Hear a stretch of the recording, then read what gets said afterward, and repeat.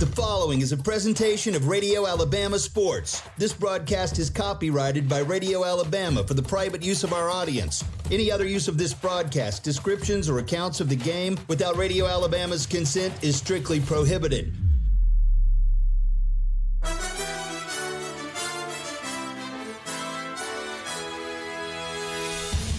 From Radio Alabama Sports, this is the Collier Ford Wetumpka Sports Network. Wetumpka Baseball is presented by Collier Ford. Come on to Collier Ford. Proudly serving the River region for nearly 75 years. Online at collierfordinc.com. RE/MAX Cornerstone Realty and RE/MAX Cornerstone Realty Plus. Kathy Thornton, Chad Barrett, and Beverly Wright are your River region real estate experts. Central Alabama Community College. Central to you, central to your success. Baptist Health, the official healthcare provider of the Collier Ford Wetumpka Sports Network. Your health is our mission. Online at baptistfirst.org and the City of Wetumpka.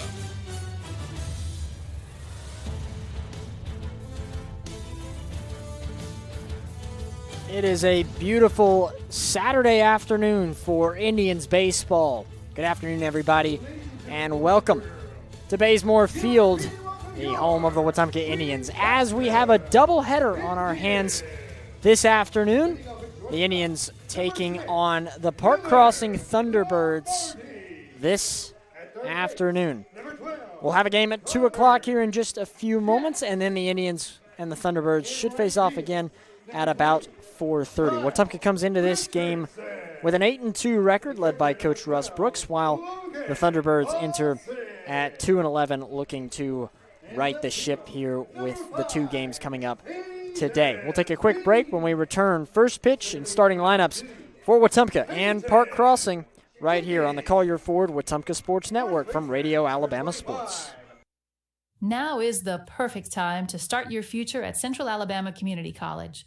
CAC's next mini-term begins March 9th, giving you a fast, flexible way to earn college credit or start a new career path. With campuses in Alexander City, Childersburg, Talladega, and Prattville, CAC offers affordable classes designed to fit your schedule. Don't wait for fall. Get started this spring. Apply online today at cacc.edu. Central Alabama Community College. Central to you, central to your success. Are you tired of slow internet? With Central Access, you get the speeds you pay for, delivered directly to your door, so you won't get bogged down when your neighbors are online too.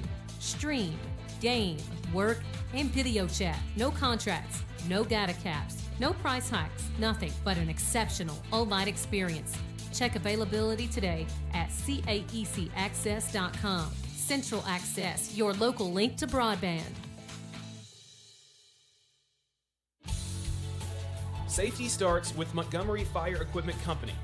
From inspections and extinguisher service to full fire suppression systems, businesses across Alabama trust our team to protect what matters most.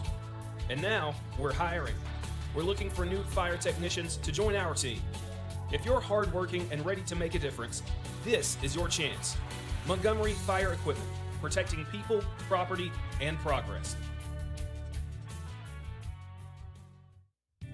In Wetumpka, we take pride in our hometown, and so does Brent Turner, owner of Precision Floor Care. A Wetumpka graduate and now a local small business owner, Brent built Precision Floor Care on a commitment to serve his community.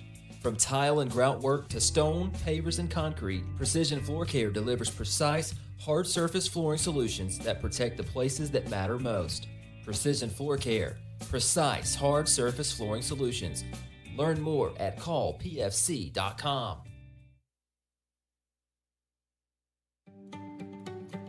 Hi, I'm Beverly Wright with RE/MAX Cornerstone Realty.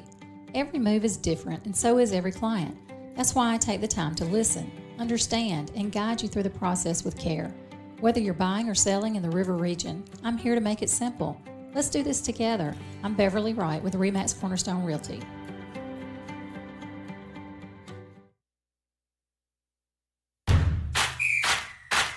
105.1 WRFS is WRFS-FM, Rockford, Alexander City, Lake Martin, Wetumpka, Prattville, Montgomery, home of the Wetumpka Indians on the Collier Ford Wetumpka Sports Network.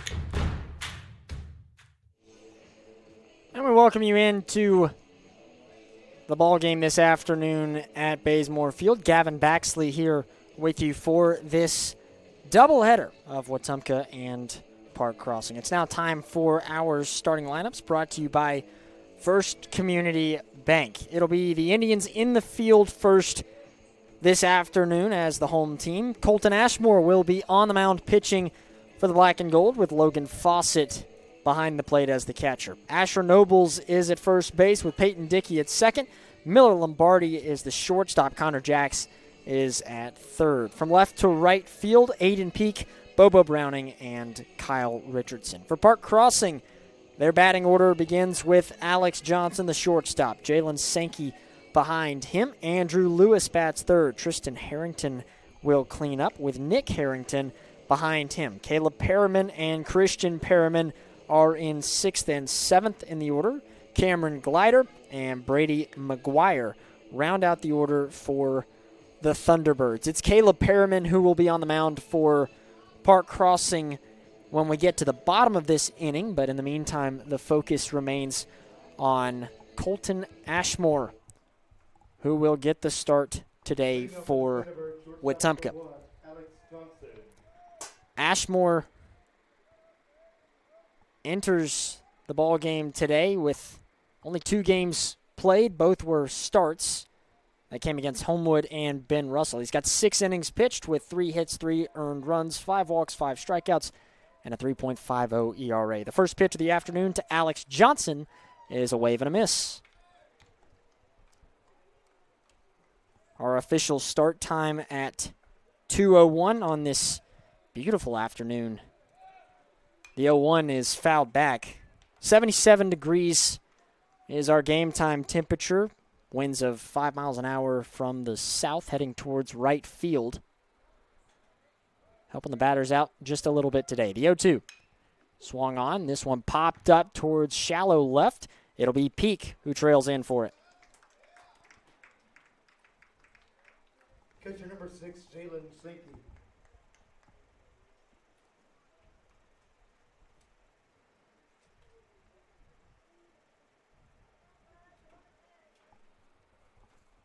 Jalen Sankey comes up now for Park Crossing.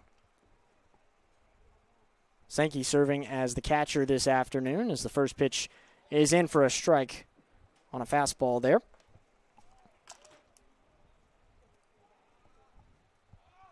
Oh, 1 pitch. Chopped foul. It was Aiden Peak who made that catch a moment ago in left field. He had a heck of a night against Pike Road back on Thursday. Had the solo home run. That was in the 4th inning of that 4-3 win. The first run scored of that afternoon. The 0-2 pitch inside.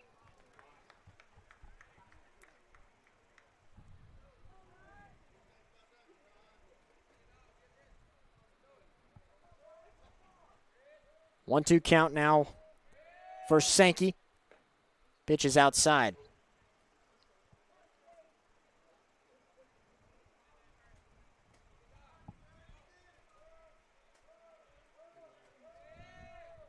Even count, 2 apiece, fouled back.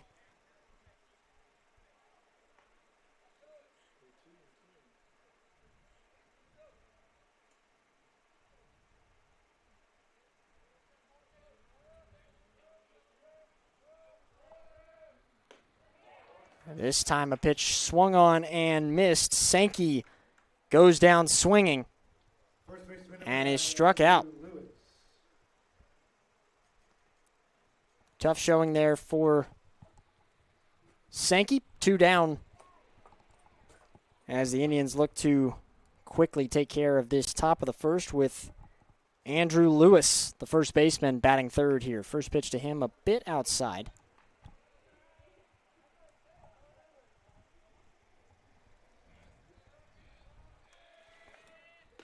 This pitch well outside now, 2-0.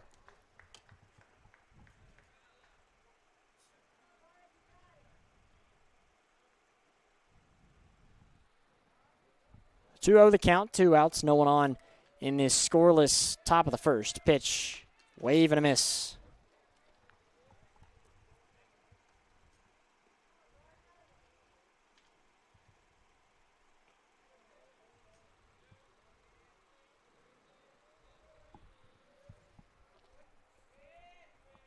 Ashmore already with one strikeout, the 2-1 outside, now in danger of walking his first batter of the afternoon.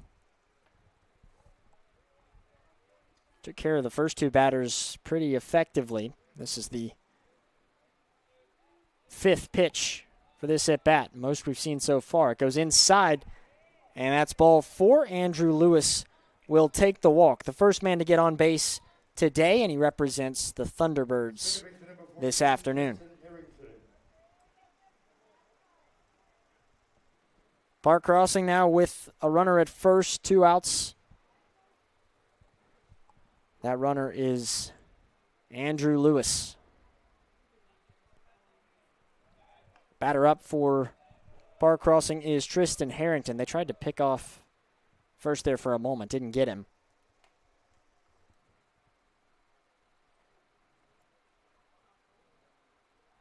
First pitch, waved on and missed. Got caught reaching a little bit there. It was in that lower outside corner.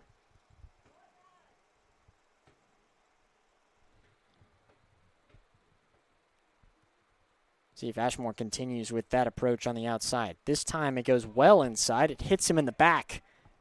Harrington takes a beating there. He will walk to first. Andrew Lewis advancing to second now on Park Crossing with a runner in scoring position. All this coming after those first 2 outs, and Ashmore now needs a moment to kind of hit reset here.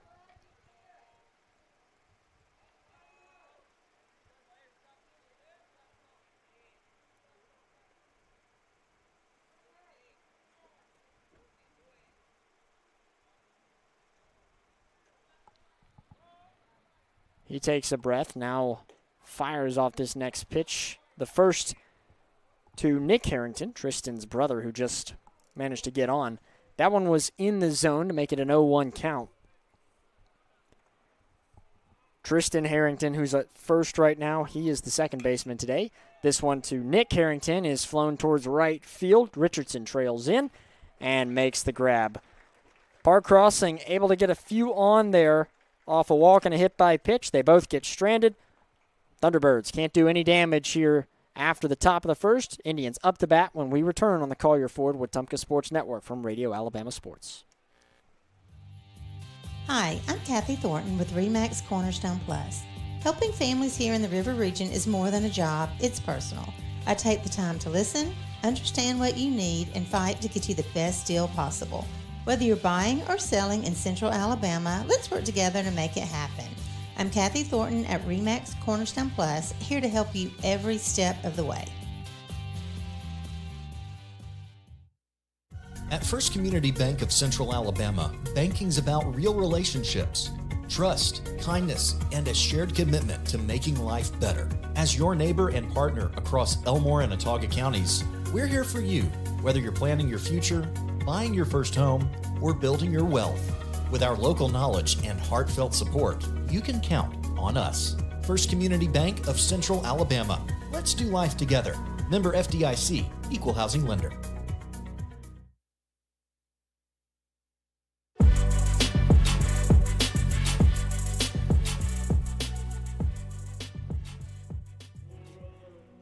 After the top of the first, we are still scoreless. We enter the bottom of the opening inning here between the Indians and the Thunderbirds this afternoon, and Colton Ashmore was able to take care of it despite the walk and hit batter. He did record a strikeout there in the top of the inning. Now with Wetumpka coming up to bat, we'll go over their order. It's Miller Lombardi who will lead off. He is back in the lineup for the first time this week. Missed both the PCA and Pike Road games. Connor Jacks behind him. Kyle Richardson bats third. It's Logan Fawcett, the catcher, who will clean up. In the 5 slot, Aiden Peak with Peyton Dickey behind him. Asher Nobles in the 7 hole. Henry Evers is DHing, batting 8th. And Bobo Browning rounds out the order as the center fielder here today. He will bat 9th. In the field for Park Crossing, it is Caleb Perryman on the mound for the Thunderbirds, pitching to Jalen Sankey, the catcher. Andrew Levis, along with Tristan Harrington, are on first and second base. Third baseman is Nick Harrington, with Alex Johnson serving as the shortstop. Brady McGuire is in left field, Cameron Glider at center, and Christian Perriman in right field for Park Crossing. Miller Lombardi getting ready to go here in just a moment, and it's good to have him back in the lineup for sure, as he missed the last couple of games of PCA and Pike Road. I know Coach Brooks was hoping to get him back for that Pike Road game. Unfortunately, was not able to. Still managed to get a win out of it nonetheless, but Lombardi, a big impact player for Wetumpka. First pitch to Lombardi. Swung on, tapped back foul.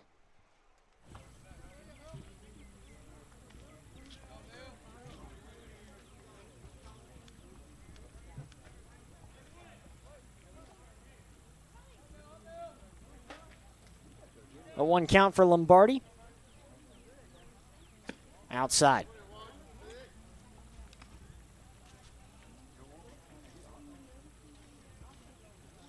Last time Miller was out was against Marbury in the doubleheader last Saturday here at Bazemore Field. The 1-1 well outside, out of the glove of the catcher, Sankey.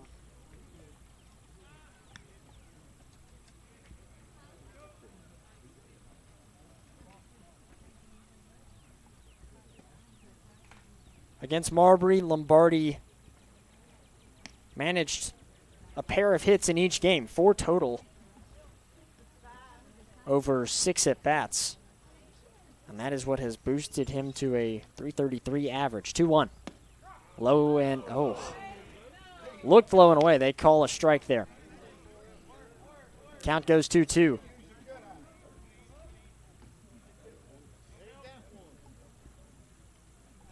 Looking for a first strikeout here is Perriman. It goes in the dirt instead.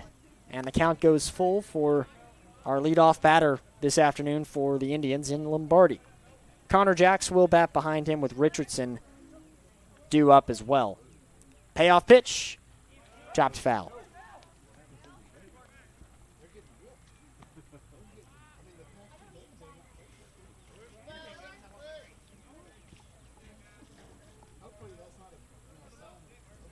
Lombardi, with those 4 hits last Saturday, that doubled his total hit count this year as the pitch goes high and away out of the zone, and he will take the walk to first. That is the 3rd batter now between these two teams to get on a base, but we have yet to have a base hit. Very similar start to what we saw in the Pike Road game as well. Had a lot of errors and unearned base runners in the early part of that Pike Road game. You may remember that Wetumpka put 2 on early on due to Patriot errors.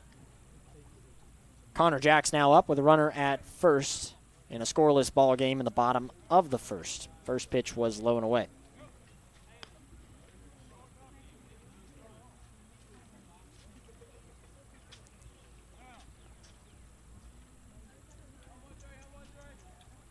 Jacks serving as the 3rd baseman this afternoon. Pitch outside, taking off as Lombardi. Throw is short, and he slides in safely. A stolen base for Miller Lombardi.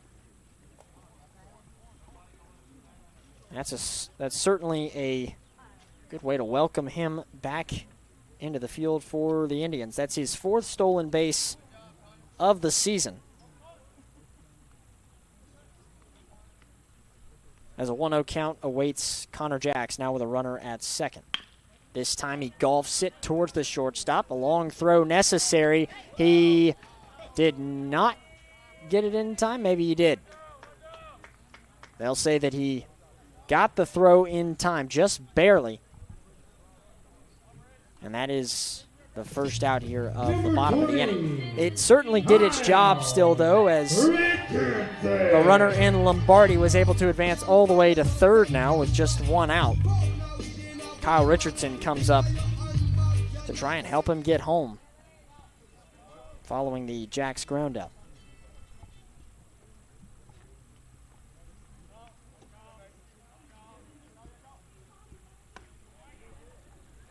First pitch to him is a ball. Richardson in right field today. He's been one that has been having a strong showing so far this year. 4 stolen bases for him as well. Lombardi and he mark the 2 of the top 3 base runners for this Indians team. I believe it's Andre Hatcher who has 5 stolen bases. Pitch came in a moment ago for a ball. It's a 2-0 count, with the runner still at third for Lombardi. Pitch outside.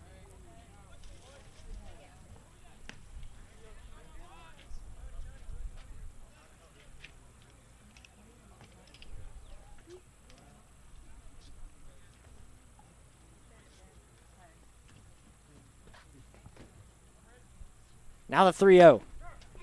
Called for a strike there on the inside corner. Still a hitter's count with the 3-1.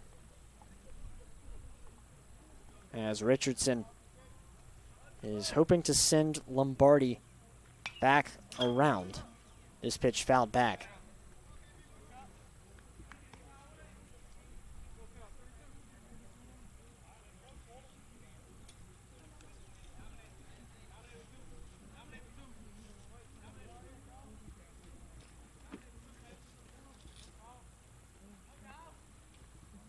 A full count now with 1 out. Pitch high out of the zone, and Richardson will now take the walk as well. Second walk of this frame puts runners on the corners now for the Indians.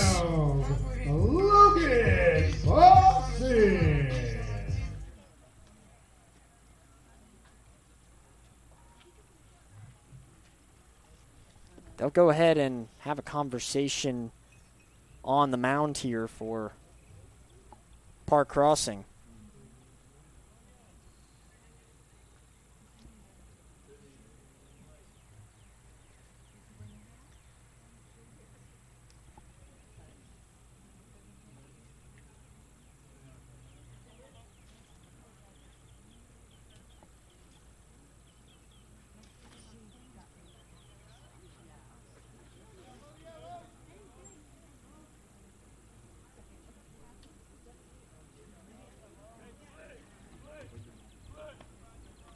So a runner at first and a runner at third now for the Indians. Still scoreless with 1 out. Big opportunity early on for the Indians as Logan Fawcett, the all-star catcher, steps into the batter's box and immediately will allow Kyle Richardson to take off and steal second. Catcher Jalen Sankey just never had a chance to even get up and make that throw. Richardson had predetermined he was going to be taking off there. Runners at second and third now. The 1-0 is inside.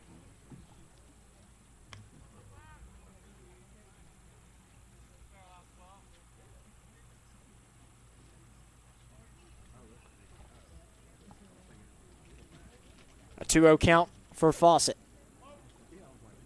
Here it is. Inside. No, scratch that. I think it hit him. Fawcett says it hit him. The umpire agrees. And the bases go loaded without a single hit so far for Wetumpka. I beg your pardon, it must have grazed his elbow there just slightly. Could hardly tell that one had gotten him, but it certainly did. Cohen Bell will come in as a pinch runner for Fawcett. Bell stands at first with Richardson at second. It's Miller Lombardi at third, still waiting to come home with 1 out in a scoreless bottom of the first between Wetumpka and Park Crossing. Aiden Peak now steps into the box with loaded bases. First pitch to him, taken well upstairs.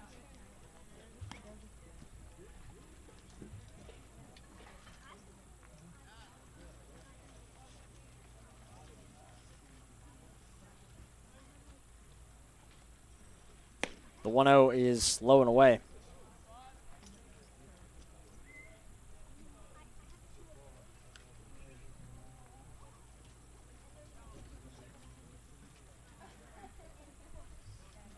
been a struggle already for Caleb Perriman as another pitch fails to find the zone north of it there. We've already seen 2 walks, 1 hit batter in just the first 4 batters faced. Did have that 1 ground out for Connor Jacks. If Peak walks here, a run will be scored. This one almost takes him out. It goes above his head. Aiden Peak will walk to first, and that means Miller Lombardi will walk home, and the Indians will strike first in this opening inning to take a 1-0 lead. They're already going to try and have a conversation on the mound here after Peak walked. Number 2, Peyton Dickey. And right now it's just Perriman battling himself here, trying to be able to find the zone. If he can do that, he can stop the bleeding. Wetumpka has not had to work for this at all so far. They will have a conversation right now. I mentioned that Park Crossing has had some struggles over the course of this season. A 2-11 record. They are in 6A Area 3, which you may be familiar with. Pike Road, who we faced off against a couple days ago, also a part of that area. And Park Crossing 1-4 over their last 5 games. They did beat Carver Montgomery, but the last 3 they lost to Pike Liberal Arts, along with Stanhope Elmore and St. James. For the moment, they will keep Perriman on the mound as he now gets set to face off with Peyton Dickey. First pitch to Dickey is a off-speed pitch, again, a bit high. For reference, Park Crossing over the last 3 games, the total scoring tally, they have been outscored 37-5. The 1-0, again, high. It's had multiple consecutive balls here, but nearly all of them have been above the zone as well. It's not that he's all over the place. He just has not been able to get it quite low enough yet. Again, we are just in the bottom of the first here. This pitch inside again, 3-0.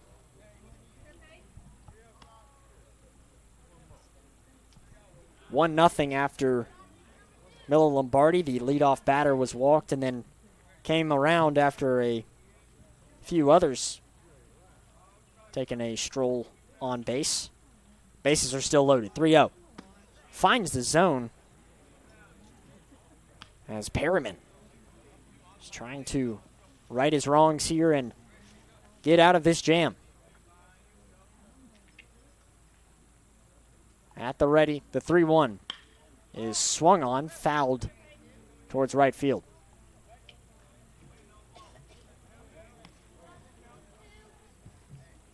We are set for a doubleheader today as well. Wetumpka will take on the Thunderbirds again, scheduled for 4:30. Time is called by the Thunderbirds catcher, Jalen Sankey.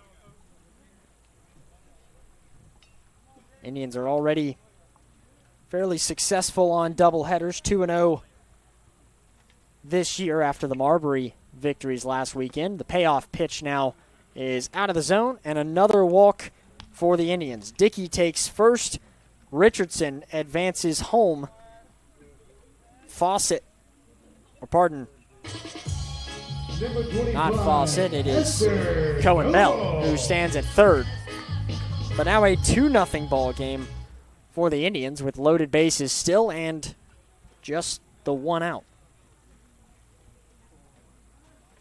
That is walk number 4 of this inning, along with 1 hit batter. This first pitch now finding the zone on a breaking ball against Asher Nobles.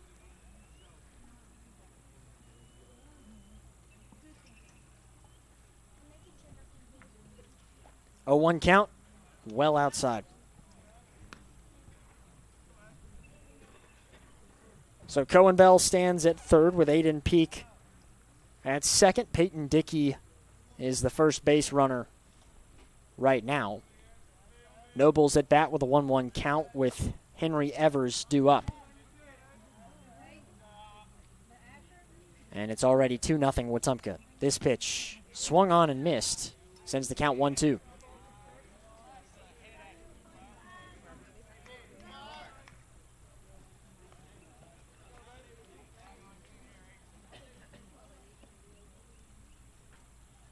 The 1-2 is well outside. He's had a lot of curve on these, but it's been coming off of his hand way too high to begin with and has to really trail down far enough to find the zone, and it's just not getting there enough. Count even, 2 apiece, inside. Almost caught him there. Would have hit Nobles. And again, a full count on Nobles with 1 out. These payoff pitches have not been successful so far for the Thunderbirds.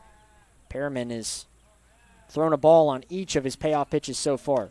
The payoff there was tipped foul, but it goes back. They couldn't pick it up, and a runner comes home for Wetumpka instead. Should have to reset this here. This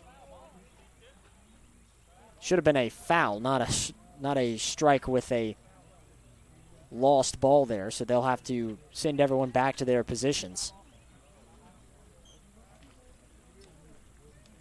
Everybody gets a light jog in to retreat and go back to where they were. We'll try the payoff once again for Asher Nobles. Here it is. That time high, and the same result comes out of it. Nobles takes a walk, and it will bring Cohen Bell home as well. Score goes to 3-0 Wetumpka. Bases stay loaded with 1 out. Henry Evers now up. He's in the 8 slot for Wetumpka. We are guaranteed now, barring a double play, to go through the full rotation in this first inning. Pitch finds the zone.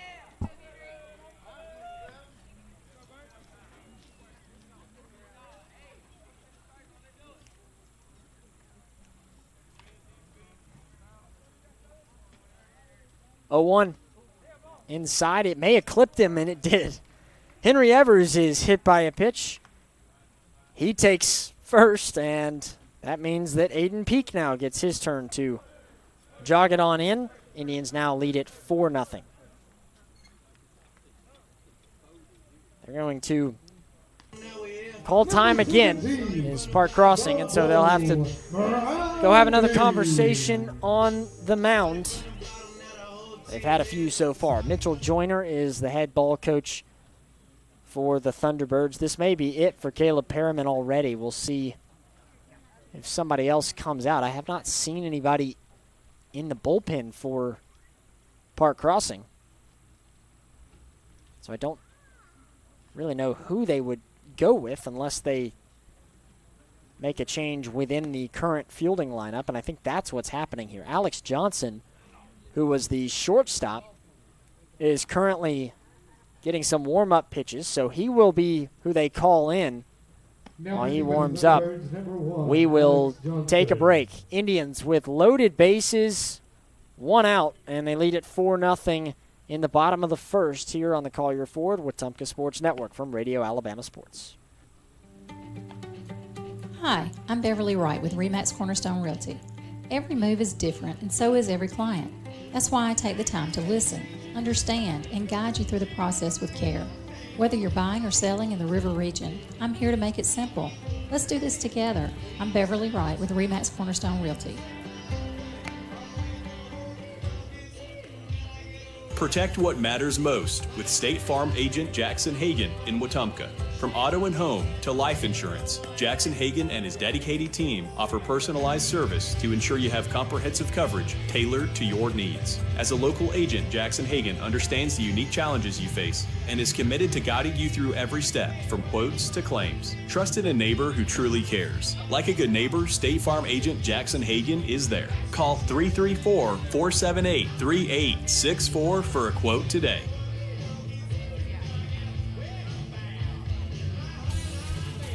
Safety starts with Montgomery Fire Equipment Company. From inspections and extinguisher service to full fire suppression systems, businesses across Alabama trust our team to protect what matters most. And now, we're hiring. We're looking for new fire technicians to join our team. If you're hardworking and ready to make a difference, this is your chance. Montgomery Fire Equipment, protecting people, property, and progress.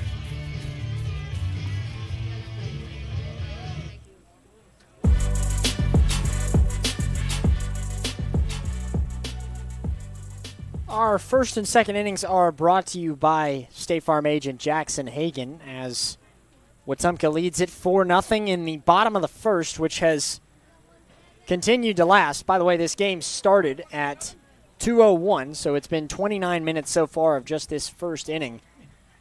The first pitch here is a ball from Alex Johnson, the new pitcher, as he faces off against Bobo Browning. Bases are loaded for Wetumpka here with the one out. It has been all walks and hit batters so far. This pitch goes low and away, 2-0 count.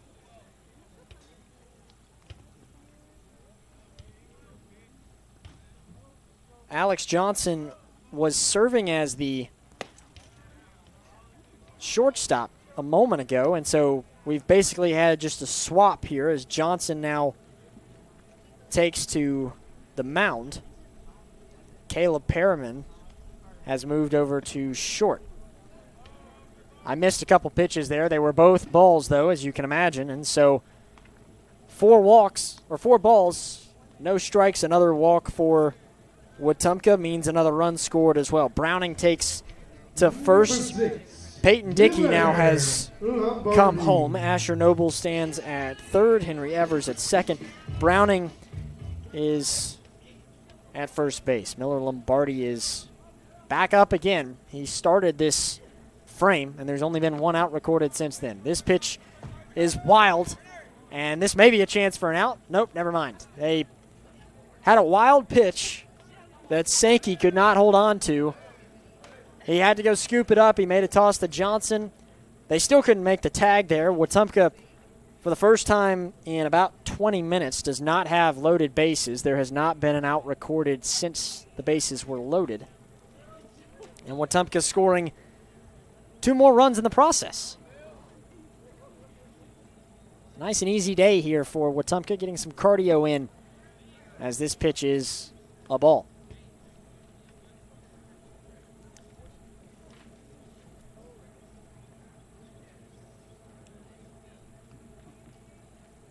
Lombardi takes there. 3-0 count. As they made the change, it has not changed much of the result here. The pitch now will miss the glove, and it was a walk anyway. It allows the runner to come home. This time it's Henry Evers. Browning advances to third. Lombardi now takes first. Number 13. And it is 7-0 Wetumpka.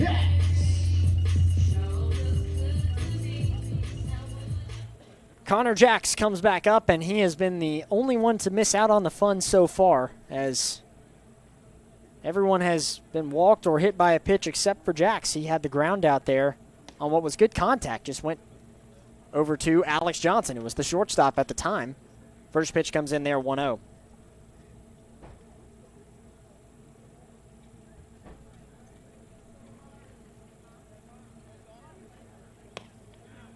This pitch upstairs makes it a 2-0 count.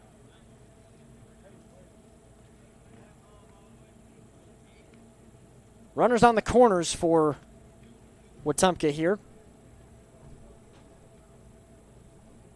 with Jax having a 2-0 count, 1 out, 7-0 Wetumpka. Pitch finding the zone just barely.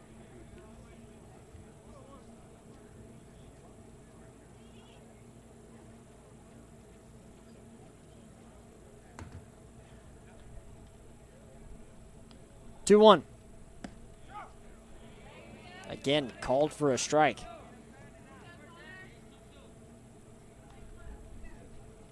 Count even at 2 apiece now. Johnson with back-to-back strikes. Looking for a third, won't get it there. Count goes full.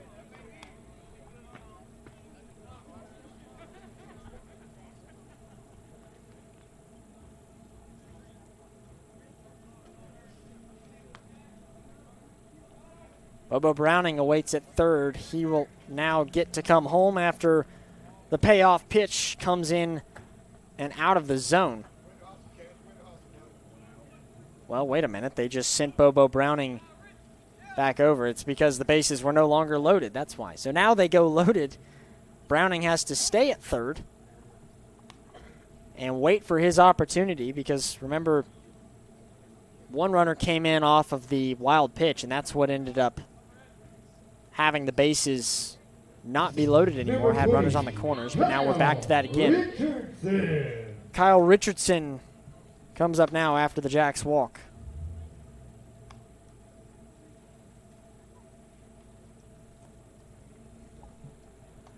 So 7-0 loaded bases for the Indians with 1 out.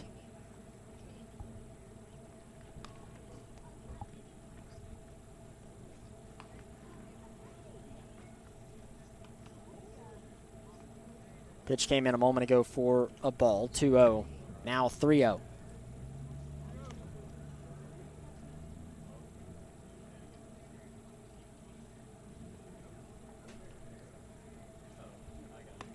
Pitch finding the zone.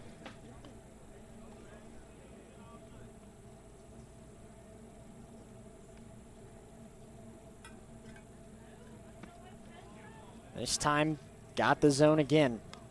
And a count going full once again. To give you the final numbers on Caleb Perryman, he pitched a third of an inning, gave up 7 runs and 5 walks along with a hit batter. Pitch this time is upstairs. It will walk Kyle Richardson now. He takes first, and the cycle continues. Bobo Browning comes home for the black and gold, and it's 8-0 Wetumpka. They will have another talk on the mound here, and this may lead to another change for Park Crossing as they've got to find something here.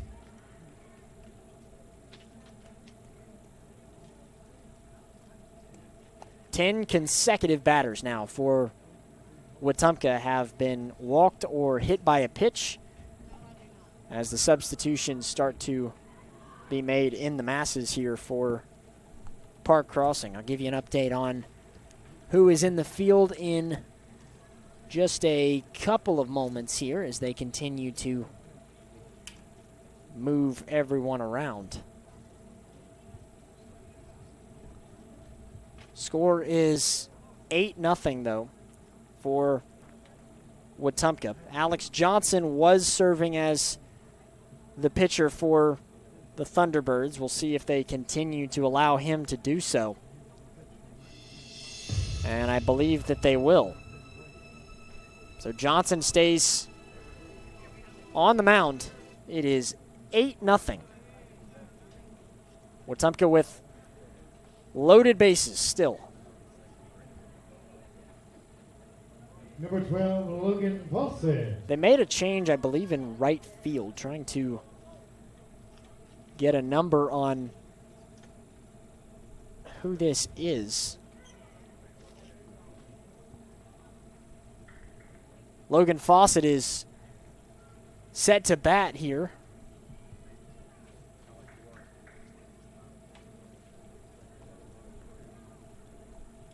In right field now for Park Crossing, it is Amir Pickett.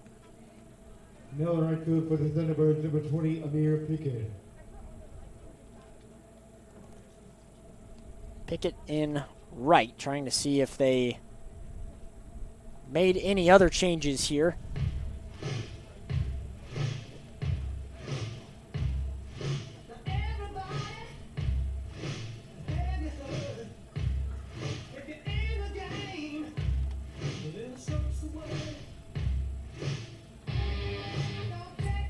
They are continuing to talk right now with the head ball coach for the Thunderbirds, Mitchell Joyner,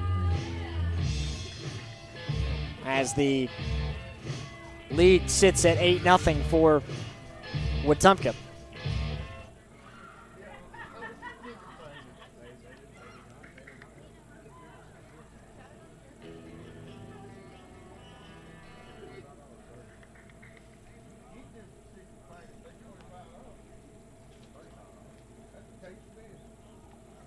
We now reset. It is Logan Fawcett due up. First pitch to him is a ball.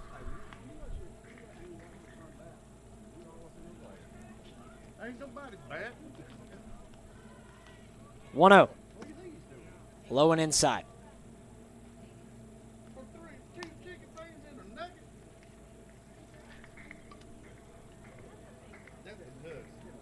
I believe the lineup continues to be the same for Park Crossing outside of the one change in right field, the 2-0 in for a ball.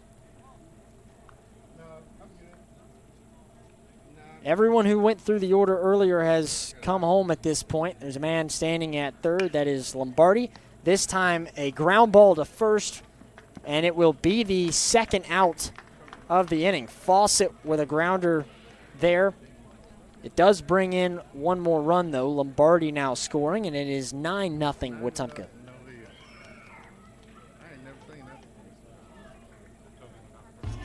Number 5, Aiden Peak. Aiden Peak steps up now as we have just ended a streak of 10 consecutive coming in without having to work for it. And now a wild pitch allows for Connor Jacks to come in. He will score as well. And there's now just one runner on. He stands at third base. Indians now leading it 10-0 in the bottom of the first. 1-0 the score. Pitch goes high. Again, the ball game started at 2:01. We are now over 40 minutes into the first inning. This time a swing and a fly ball that will drop. An incredible base hit there for Aiden Peak. Peak does it the old-fashioned way with a double to get on. He gets an RBI out of that as well. Kyle Richardson coming home. Wetumpka now leading it 11-0 with a runner standing at second base. Peak takes us out of the lull of walks with our first base hit of the afternoon, as we have almost gone 2 times around the order here. Peyton Dickey is up now. He is in the 6th slot with 2 outs. First pitch to Dickey is downstairs.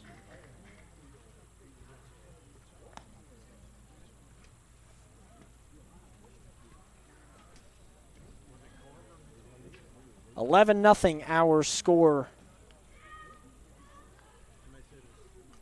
Pitch buzzes the tower there, almost at his face.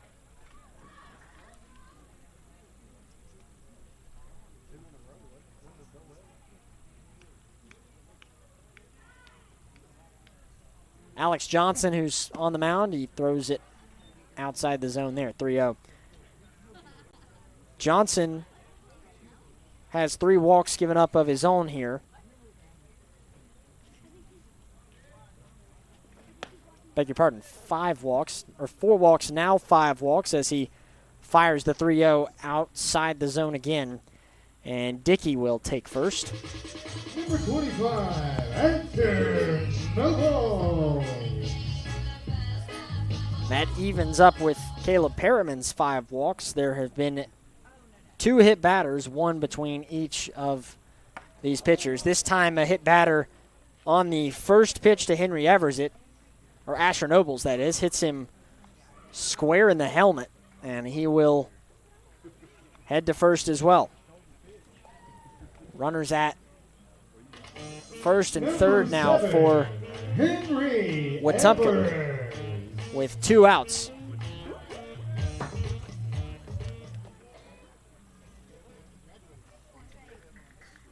Just 1 hit recorded so far. Pitch goes inside to Henry Evers. Evers was hit by a pitch earlier this inning, made it around.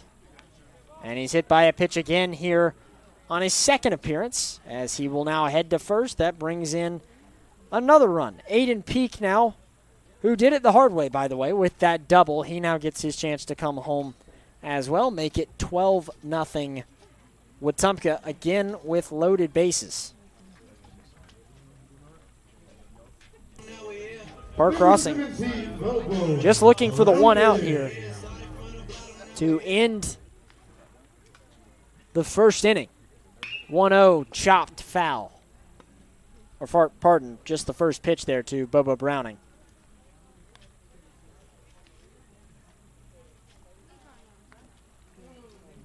This is the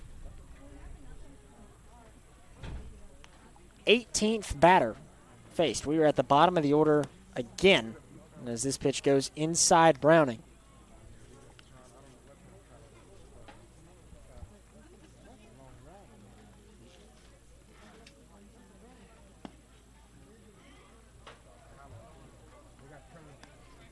Pitch 1-2 now, after he found the zone a couple of times.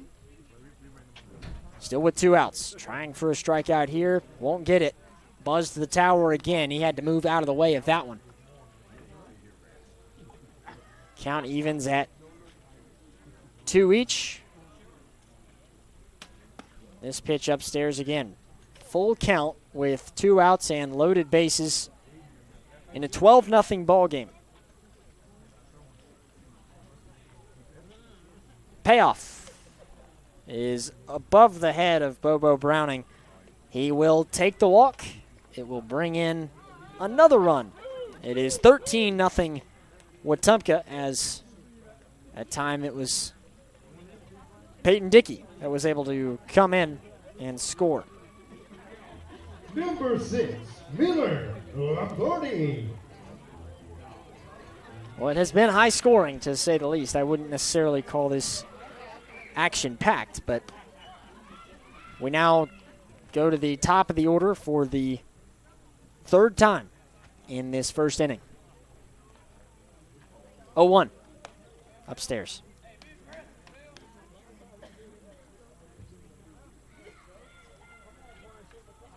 It's a 1-1 count for Lombardi, who has been walked each of the first 2 appearances. He just took ball 2. Asher Noble stands at third, Evers at second, Browning at first. The pitch came in a moment ago to make it 3-1. Another run likely to score here with this pitch. Never mind, swung on and fouled.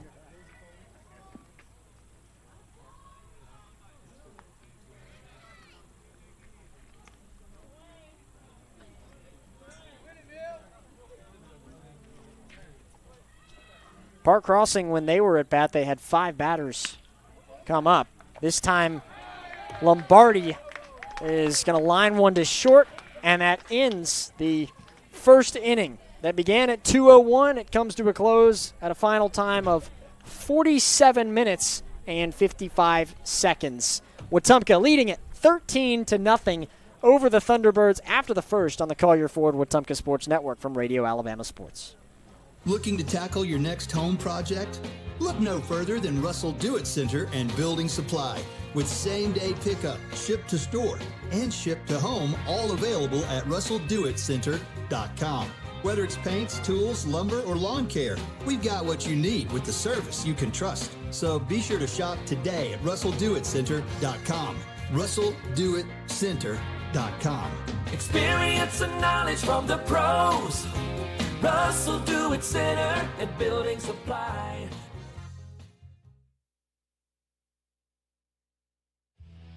We believe in doing things right the first time. That's the promise behind Finish Line Garage Floor Systems. Powered by Precision Floor Care, our custom garage floor systems are designed to be tough, stylish, and built for the long haul. With a team rooted right here in the community, we deliver quality you can count on. Finish Line Garage Floor Systems. Let them rest on the best. Visit FinishLineGarageFloors.com today.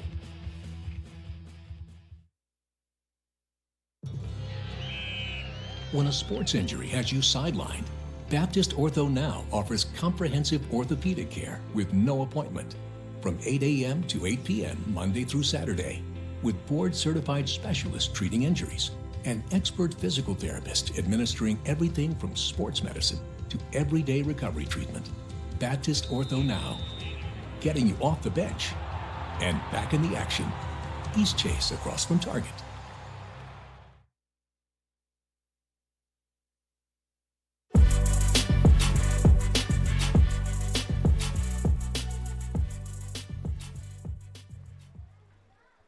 Welcome you now to the top of the second.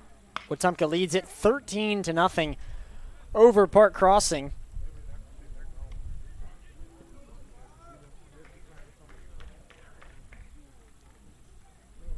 Had to take a tally here for a moment. It was 11 total walks as this pitch is waved on and missed by Caleb Perriman, the original pitcher who is leading off for this top of the second. Christian Perriman and Cameron Glider set to bat behind him. He's got an 0-2 count that breaks its way in. He is struck out looking. Caleb Perriman will take a seat. Colton Ashmore still on the mound. And he basically had to go through his full warm-up routine again after really, only had 5 batters faced in the top of that first inning, and then Park Crossing dealing with 19 total batters in the bottom end. The pitch there was fouled off on a bunt attempt.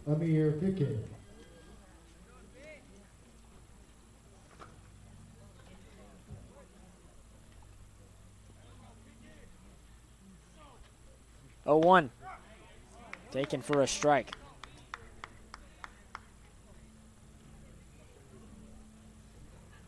This is Amir Pickett with the 0-2 downstairs. Pickett came in the place of Christian Perriman, who never got a chance to go up to bat, by the way. Perriman was in right field. This pitch waved on and missed by Perriman. Back-to-back strikeouts now from Colton Ashmore. 2 down and 1 to go in the top of the second. It's 13-0. Wetumpka leads it over the Thunderbirds. Up next is Cameron Glider, who swings at the first pitch. It goes over the head of Ashmore, and a base hit for Park Crossing now. That is the first base hit of the afternoon for the Thunderbirds, and believe it or not, despite the 13-0 score, it is just the second base hit in total this afternoon. The other came from Aiden Peak, who had the RBI double. I mentioned Aiden Peak last inning as well for his base hitting, but, had the home run against Pike Road, and now building off that with another extra base hit today. 2 outs now. Runner at first for Park Crossing. Took a pitch there to make it 1-0.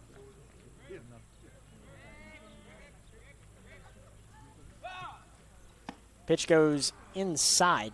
Almost caught the helmet there.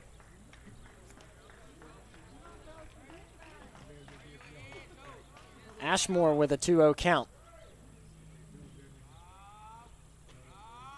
Waits, now deals.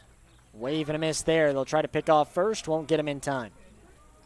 Fawcett has really good reaction time to get up and make that throw to first.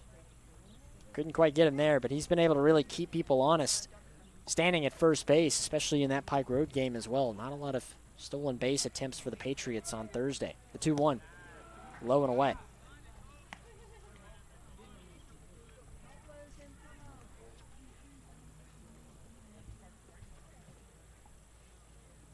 Well, Wetumpka is chasing its highest scoring game of the season, the 3-1, but first another pickoff attempt won't get him at first again. Wetumpka scored 17 against Marbury. That was in a 5-inning ball game last Saturday. They scored 12 in the first outing against the Bulldogs. The 3-1 misfired there, wild pitch that would have been a ball anyway, which allows Brady McGuire to take the walk to first. Another walk now from Ashmore. That's the second given up by him, and runners now sit at first and second for the Thunderbirds.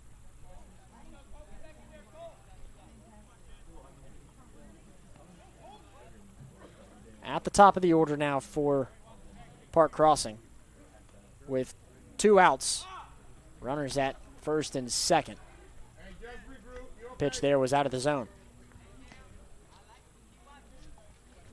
Ashmore started off this second inning hot, had the 2 strikeouts with 3 total. Now his last 2 batters have made it on. The 1-0, finding the zone there. Better placement from Ashmore.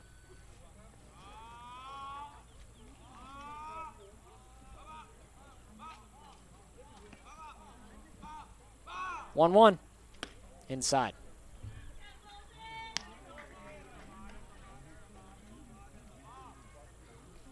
Ashmore is following up a strong showing on the mound for Wetumpka. They came on Thursday, had a pretty good showing on Monday as well against PCA. The 2-1 in there, 2-2. Wetumpka totaled against Pike Road, totaled for 7 strikeouts, 3 from Asher Nobles, 4 for Dylan Jordan, who got that save. Connor Jacks had 6 in the PCA game as well. This pitch is passed on by Fawcett. It was a bit low, but still gets through the legs there and allows both runners to get into scoring position. It sends the count full as well.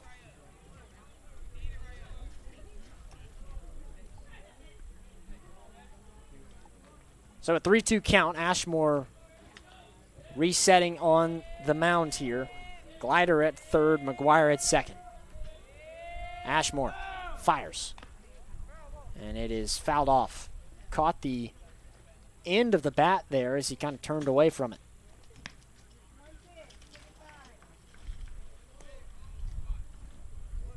We will try the payoff again with 2 outs in this 13-zip ball game. It goes inside and allows Alex Johnson to walk now. That is the second walk of the inning, number 3 total for Ashmore given up. Loaded bases now for the Thunderbirds as they will try to claw their way back from a 13-run deficit. Jalen Sankey jogs his way into the batter's box, batting right-handed here for Park Crossing.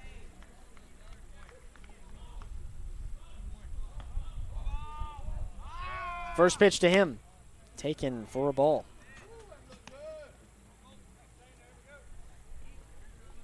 Ashmore entered this game with 5 walks and 5 strikeouts. He's got 3 of each just today. The 1-0 low and away. Want to remind you that our first and second innings are brought to you by State Farm agent Jackson Hagan. The 2-0. Got the zone there.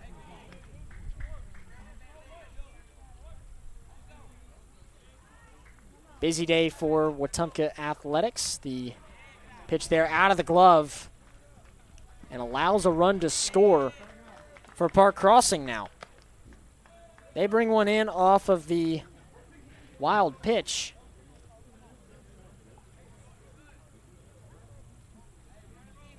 Jalen Sankey with a hitter's count as well at 3-1. That was Cameron Glider who came home. He had that single. As this pitch is at the knees of Jalen Sankey, who takes a walk and loads the bases again for Park Crossing. So now we get into a similar position to what we saw in the first inning for Wetumpka.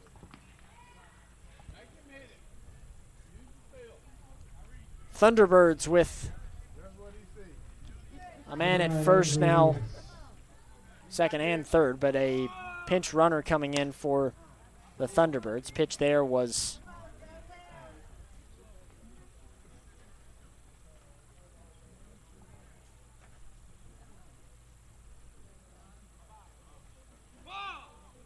pitch swung on and missed. Lost it though, did Fawcett, and that allows for a runner to come home. Now goes 13-2. Runners at second and third for Park Crossing. Just 2 outs here, or already 2 outs, just 1 to go. The 0-1 is swung on, driven to right field, chasing it and making the grab is Kyle Richardson. Park Crossing with 2 runs scored off 1 hit and 3 walks in the process. They strand runners at second and third. Indians still leading it 13-2 midway through the second on the Collier Ford Wetumpka Sports Network from Radio Alabama Sports.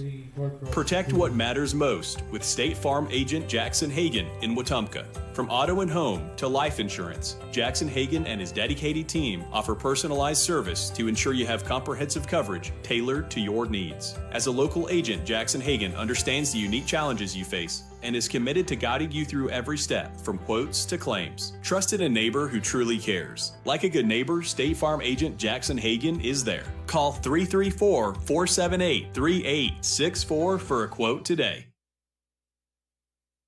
When it comes to real estate in the River Region, trust the team that puts you first. Chad Barrett, Beverly Wright, and Kathy Thornton.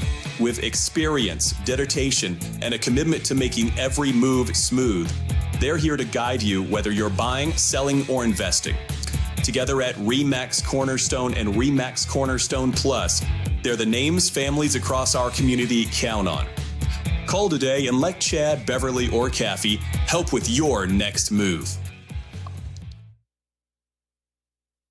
At First Community Bank of Central Alabama, banking's about real relationships, trust, kindness, and a shared commitment to making life better. As your neighbor and partner across Elmore and Autauga counties, we're here for you, whether you're planning your future, buying your first home, or building your wealth.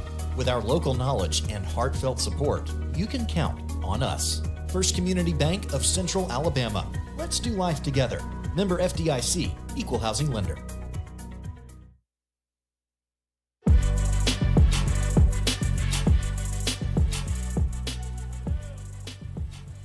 Bottom of the second inning now, as Park Crossing was able to put a couple on the board in the top of this inning to make it 13-2. Indians still leading it over the Thunderbirds. Ty Paxton will come up to bat for Wetumpka. He is the pinch hitter coming in the place of Connor Jacks. After Jacks had a couple opportunities there in the first inning, had 2 at-bats in that one. Lombardi was the last to come up there at the end of the first. He lined one out. Camilo Lombardi's already had 3 at-bats here, or 3 appearances, that is, this afternoon.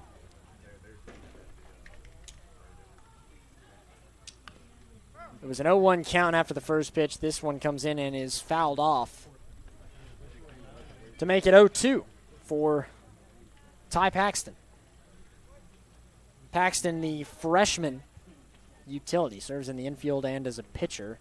This one comes in and is swung on and missed by Paxton.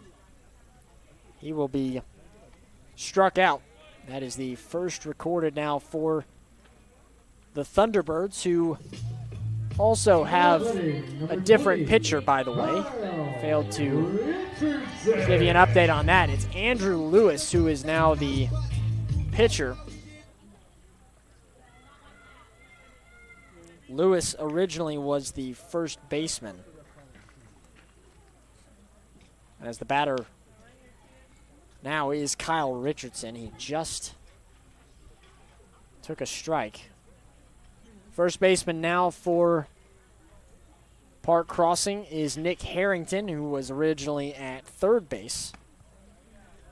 Trying to update you on everything. The 0-1 was in for a ball.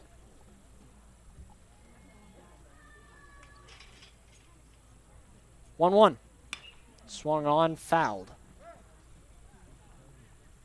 You gotta close the door.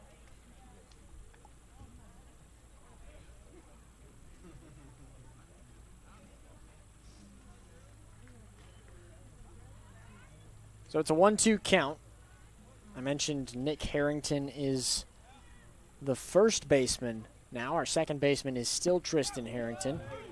Pitch comes in there, and Richardson is caught looking and is struck out. That's 2 strikeouts now for Andrew Lewis. Joseph Landry.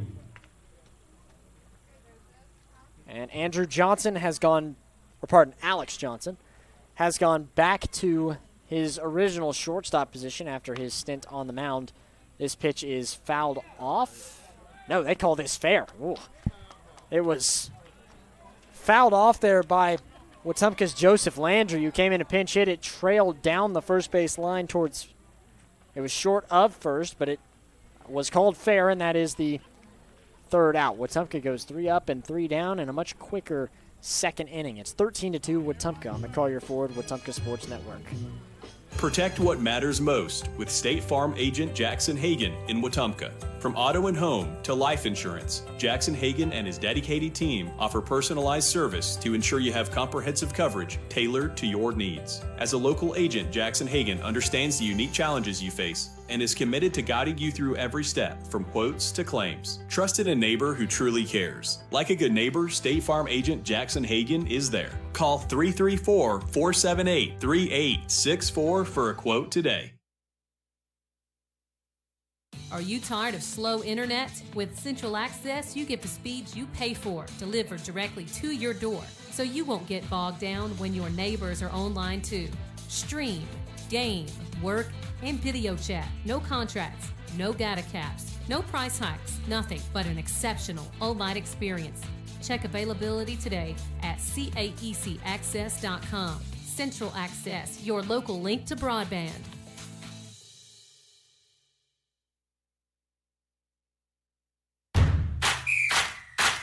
105.1 WRFS is WRFS-FM, Rockford, Alexander City, Lake Martin, Wetumpka, Prattville, Montgomery, home of the Wetumpka Indians on the Collier Ford Wetumpka Sports Network.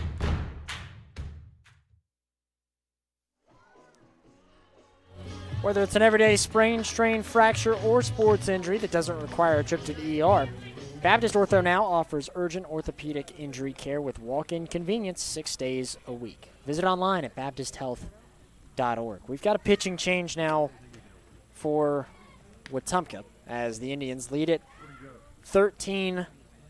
It was Colton Ashmore who got the start. He is done for the afternoon after 2 innings pitched. He gave up 1 hit with 2 runs, just one of them earned, 4 walks, and 3 strikeouts. He is now replaced by Owen Piles, the lefty pitcher, on the mound for the Indians. He will face off first against Tristan Harrington. Harrington on the first pitch, fouling one back.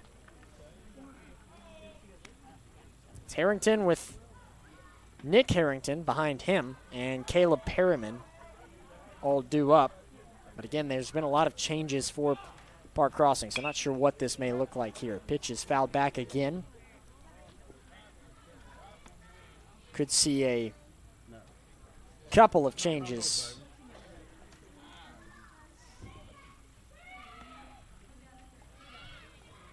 as it is an 0-2 count.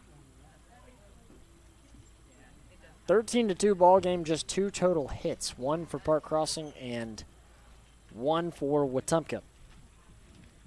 Piles with the 0-2. This one is golfed to shallow right center. It is picked up by Bobo Browning for the first out there. Browning with a little jog to get over there and grab it.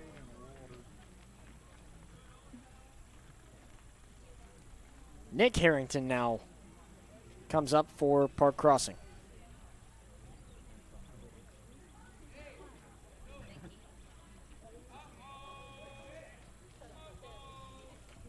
Pitch taken low.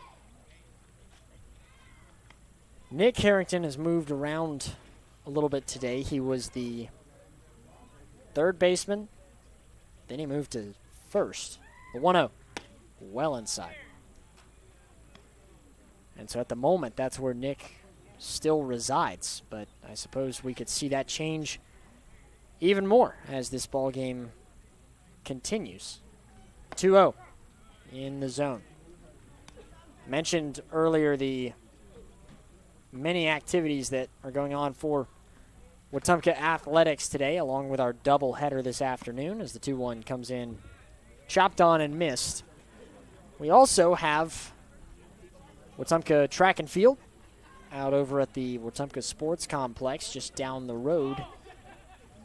They have the River Region Invitational. The 2-2 chopped, goes to the pitcher. Piles turns around and makes the throw for the second out.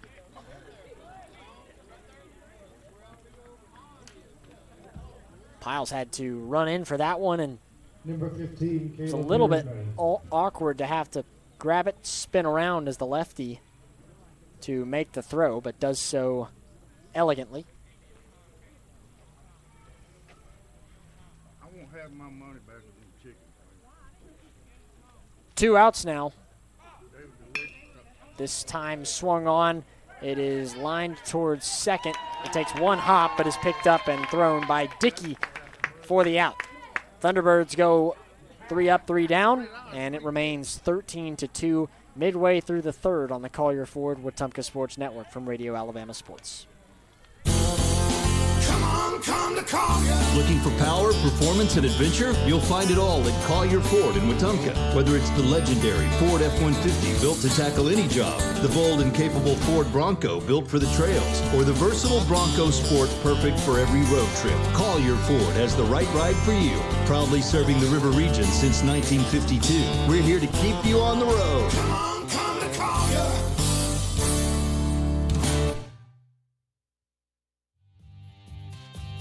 Hi, I'm Kathy Thornton. I've built my business at RE/MAX Cornerstone Plus by being honest, dependable, and always putting my clients first.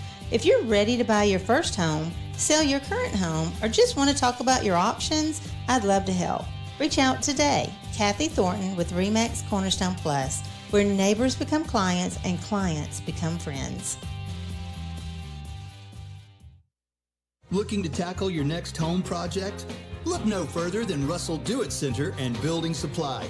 With same-day pickup, ship to store, and ship to home, all available at RussellDoItCenter.com. Whether it's paints, tools, lumber, or lawn care, we've got what you need with the service you can trust. So be sure to shop today at RussellDoItCenter.com. RussellDoItCenter.com. Experience and knowledge from the pros. Russell Do-It Center and Building Supply.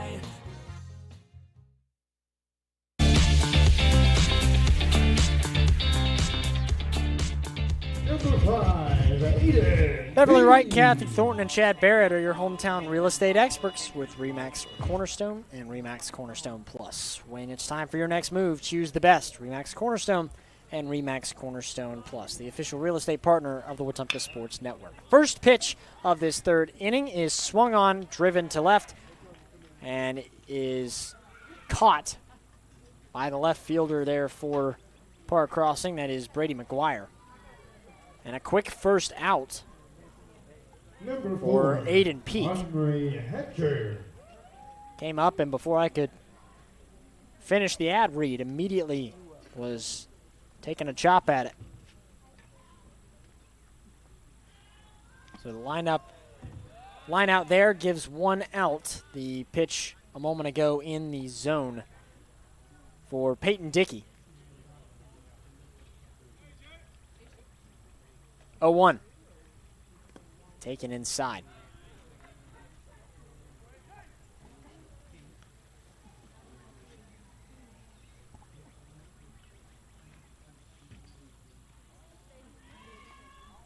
Beg your pardon, not Peyton Dickey. This is Andre Hatcher coming in as a pinch hitter. The 1-1 was difficult to catch for Jalen Sankey. It was well outside. He had to reach a long ways to get it. 2-1. Wave and a miss. Caught him chasing it that time. It was outside again. No one on. 13-2. Indians lead it. A 2-2 count with one out for Hatcher.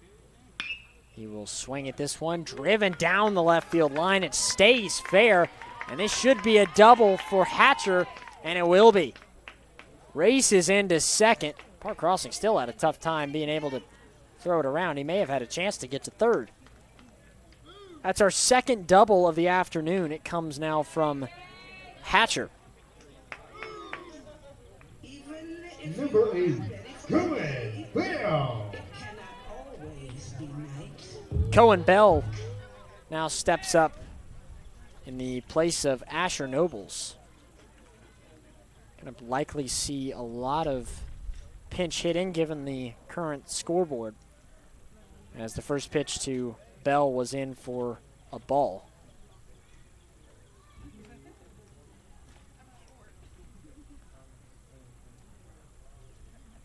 One 0 count.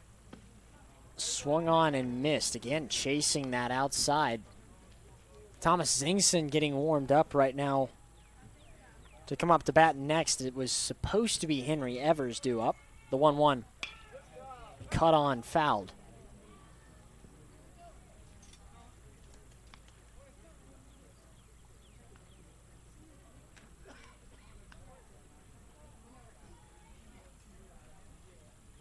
One, two. Swung at. This one will get through to left field. It'll be a base hit there. Put runners on the corners for Wetumpka. Cohen Bell finding some space between the 5-6 hole there. He gets on, standing at first, while Andre Hatcher awaits at third base. It'll be Thomas Zingson who is responsible for trying to send these two home.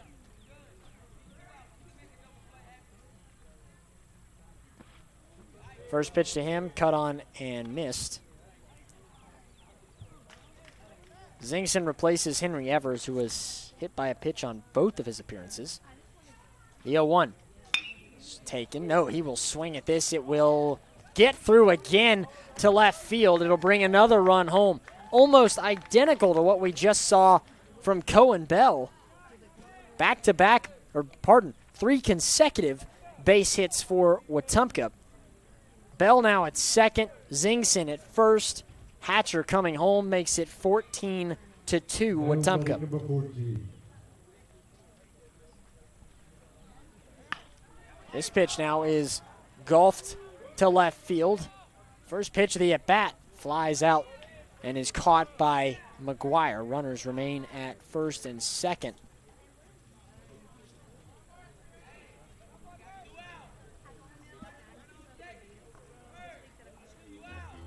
Number 6. 2 down now. Miller Lombardi comes back up at the top of the order. This pitch is upstairs. Had a different jersey number on there, did our previous batter. But I believe that was Camden McGee who came up. It's a 1-0 count now for, or pardon, 2-0 count for Miller Lombardi. With 2 away, this pitch goes behind the back of Lombardi, who has had 3 appearances so far. He was walked in both of his tries in the first inning and then lined out on his third. This pitch there for a strike makes it 3-1. Again, Lombardi returning to the lineup after missing the last 2 games. The 3-1 cut on, chopper towards first. It is scooped up by Nick Harrington. He will tag the bag and stop the damage there. Indians scoring one more. They lead it 14-3 after the third inning against Park Crossing on the Collier Ford Wetumpka Sports Network from Radio Alabama Sports. We go to the fourth. Hi, I'm Beverly Wright with RE/MAX Cornerstone Realty. I know buying or selling a home is a big decision, and that's why I treat every client like family. Whether it's your first home, your forever home, or anything in between, I'll make the process as smooth as possible. I'm Beverly Wright at RE/MAX Cornerstone Realty, here to serve you. Protect what matters most with State Farm agent Jackson Hagan in Wetumpka. From auto and home to life insurance, Jackson Hagan and his dedicated team offer personalized service to ensure you have comprehensive coverage tailored to your needs. As a local agent, Jackson Hagan understands the unique challenges you face and is committed to guiding you through every step, from quotes to claims. Trusted a neighbor who truly cares. Like a good neighbor, State Farm agent Jackson Hagan is there. Call 334-478-3864 for a quote today.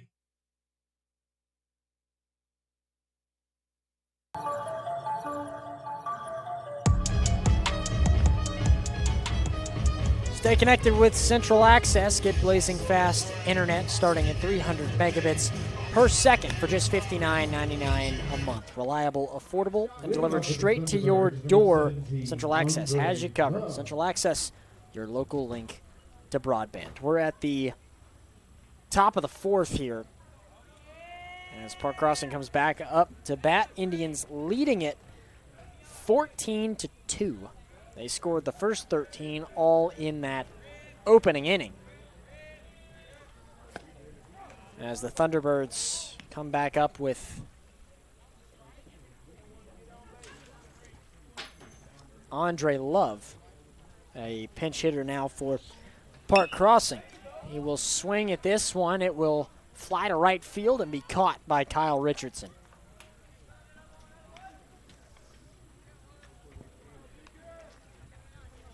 Richardson didn't have to move very far for that one, and it makes the first out.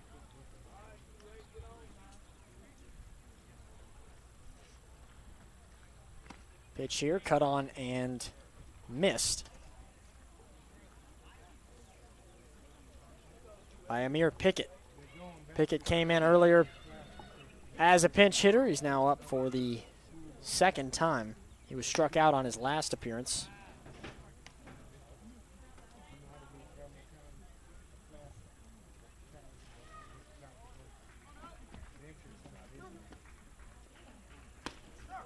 Pitch there, a strike. Told you about the track and field meet. Had a chance to talk with Coach Warren Brown yesterday going into that track meet. The 1-2 swung on, popped towards first, and Bell is there for the out. Cohen Bell entering as the first baseman here in this fourth inning, and that is the second out of this top of the fourth. I talked with Coach Brown yesterday, and it was a pleasure to talk with him. He used to be my coach back in my track and field days here at Wetumpka. And now, that was a fun talking point, was that when I was running, it was only one or two people on staff the entire time. This pitch is fouled off for Park Crossing. And now he's got about 8 people that are coaching that track team. Bray McGuire is up here with the 0-1, including Coach Jessica Holbert, the cross-country coach, now helping out on the distance side of things, really trying to put a focus back into the distance program for that track team, already with some strong throwers and sprinters as well. The 0-2. It is called for a strike. Boy, he must have barely caught the corner there, but McGuire goes down. They get the strikeout, and Park Crossing unable to do any work there. 14-2, Indians lead it on the Collier Ford Wetumpka Sports Network from Radio Alabama Sports. Looking to tackle your next home project? Look no further than Russell Do-It Center and Building Supply, with same-day pickup, ship to store, and ship to home, all available at russelldoitcenter.com. Whether it's paints, tools, lumber, or lawn care, we've got what you need with the service you can trust. So be sure to shop today at russelldoitcenter.com. russelldoitcenter.com. Experience and knowledge from the pros. Russell Do-It Center and Building Supply.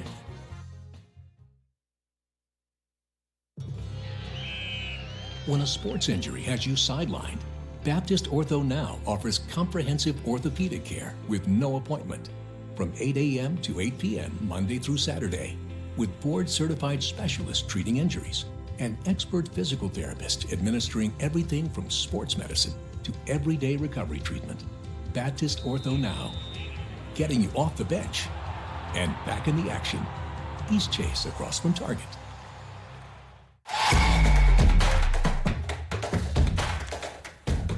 Our fourth inning is brought to you by Collier Ford. From tough F-150s to family-friendly SUVs, Collier Ford makes buying easy with great selection and hometown service. No pressure, just honest deals and friendly faces. Stop by Collier Ford on Highway 231 in Wetumpka or shop online. Come to Collier Ford today and drive home your new Ford for less.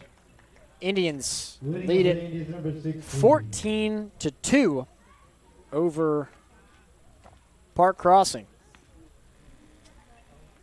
As the first pitch here of this bottom of the fourth is away and in the dirt. It's Ty Paxton, who's now up as the new batter for Wetumpka. This one comes inside and at the knees. A 2-0 count for Paxton, who is batting in the place of, I believe, Bobo Browning.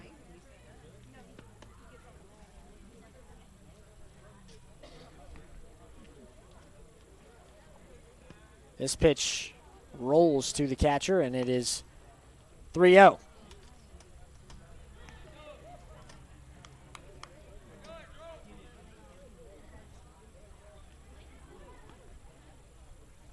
Paxton swings and fouls. Beg your pardon. Paxton has been in for Connor Jacks. He is still the pinch hitter. He came in earlier and pinch hit in the second.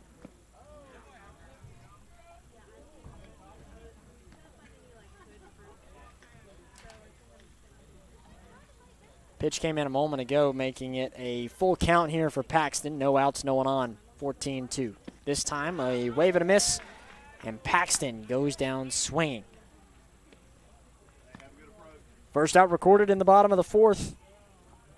Remember, we are in run rule territory here, but Indians will have to lead it by 10 after the fifth. So Park Crossing with one more chance here in a little bit. Indians hoping to pile on some insurance. They've got a chance here. This one is swung at and driven to center field. It'll drop for a base hit for the Indians. This time it is Johnson. Spencer Johnson, the freshman, able to get one in for a single. Nobody number 10, Joseph Landry. Spencer Johnson came in the place of Kyle Richardson, as Wetumpka has just unloaded the bench here today. With one out and a runner at first, the pitch there falls out of the glove. It's a ball.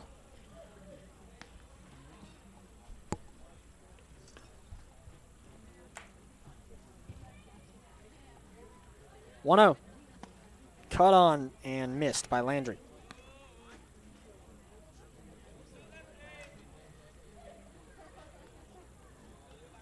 Spencer Johnson with that single a moment ago. The 1-1 is outside.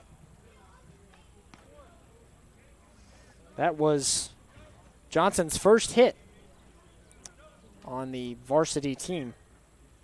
Had only one at bat prior and that was against Marbury last Saturday. The 2-1 waved at and missed.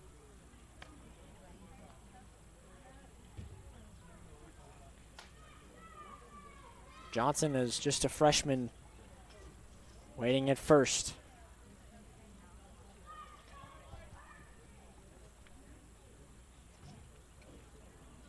Two-two. Golfed to left field. It goes over the shortstop here, and another base hit, this time from Joseph Landry. Landry puts Johnson to second as the runner stands at first as well with just the one out. Aiden Peak is up. He is one of just 3 batters that have not been replaced in the lineup so far today with a pinch hitter. Pitch there inside. Still Lewis pitching for Park Crossing. He started as the first baseman. He's now been on the mound for a pair of innings, the 1-0 out of the zone. Certainly cleaned up a little bit for Park Crossing. They did give up 2 runs last inning. This time driven to the second baseman, picked up, and the throw in time, but runners advance to second and third. That's Tristan Harrington making the throw to his brother Nick for the out.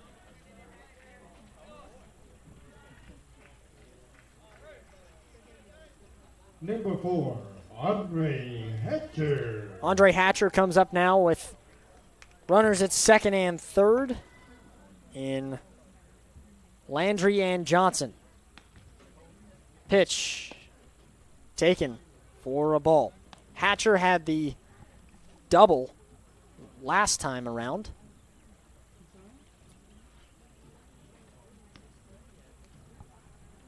This time inside. It goes out of the glove here and allows another run to score. And how about that for Spencer Johnson? Got his first base hit, and now he scores his first career run as well as a freshman.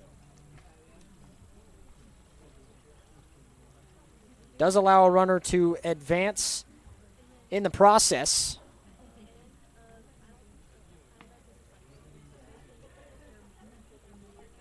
So Johnson scores. Now Landry stands at third. Pitch just came in a moment ago to send it 2-1.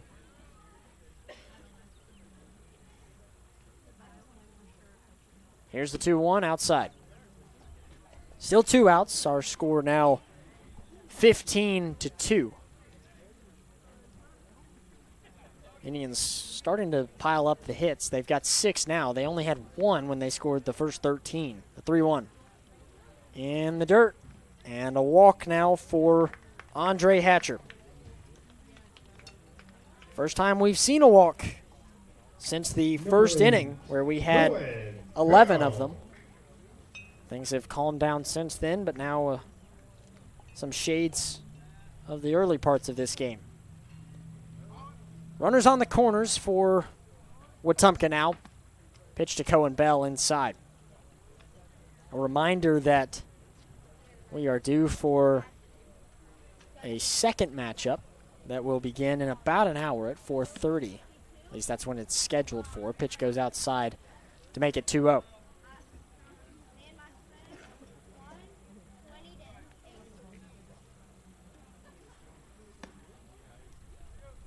Pitch there was away. And now a 3-0 count.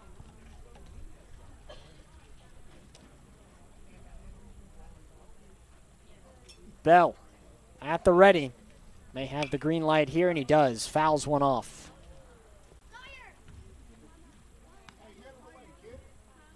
That makes the count 3-1 for Cohen Bell.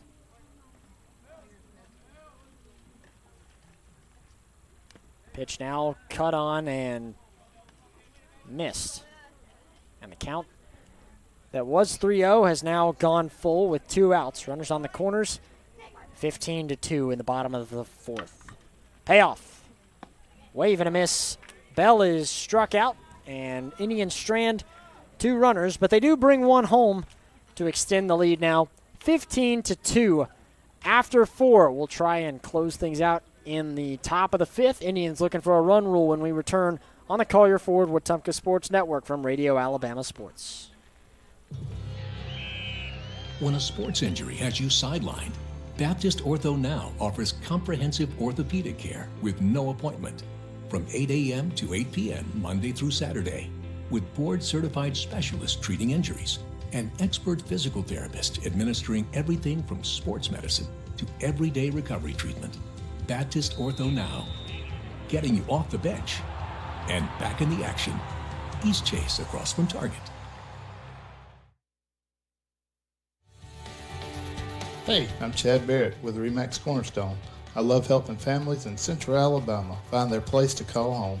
Whether you're buying in Prattville, selling in Wetumpka, or moving anywhere across the river region, I'll make the process smooth and successful. Call me, Chad Barrett at RE/MAX Cornerstone. Let's find your perfect home together.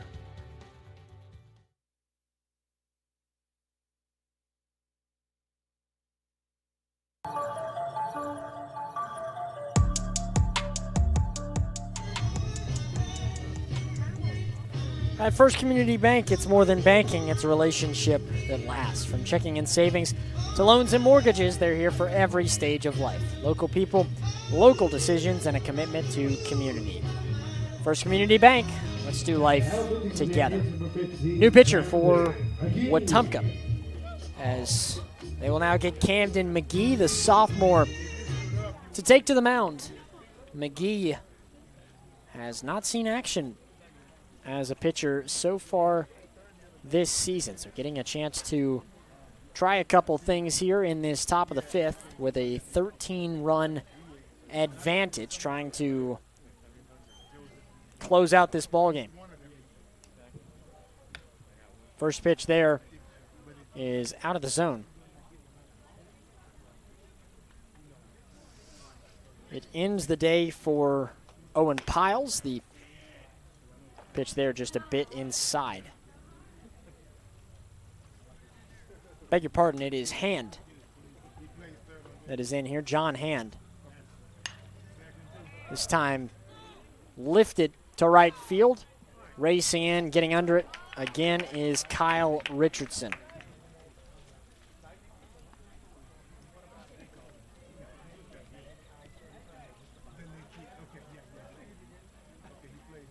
John Hand playing just his 2nd game as a pitcher this season. Pitched for 1 inning against Marbury last week.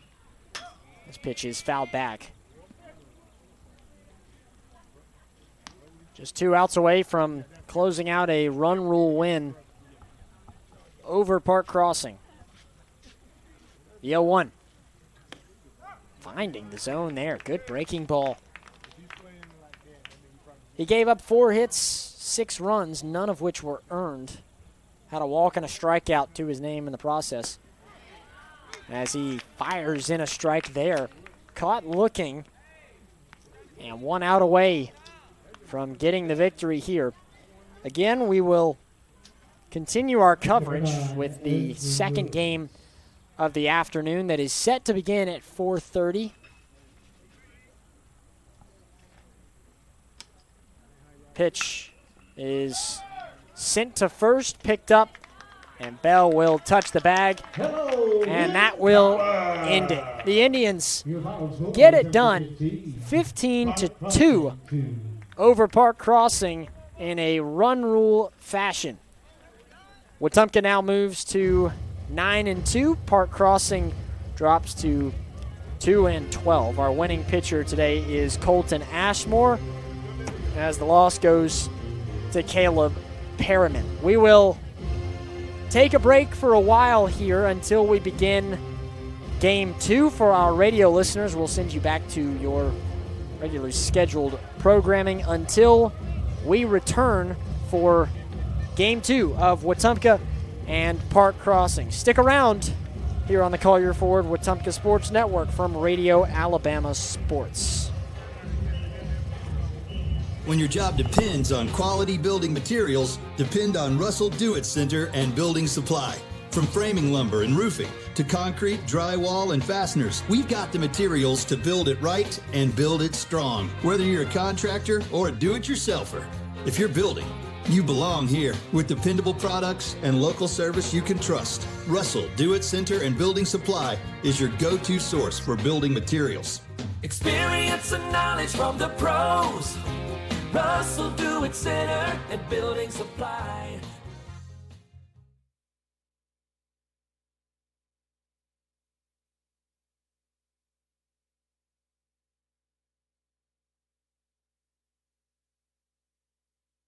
At First Community Bank of Central Alabama, banking's about real relationships, trust, kindness, and a shared commitment to making life better. As your neighbor and partner across Elmore and Autauga counties, we're here for you, whether you're planning your future, buying your first home, or building your wealth.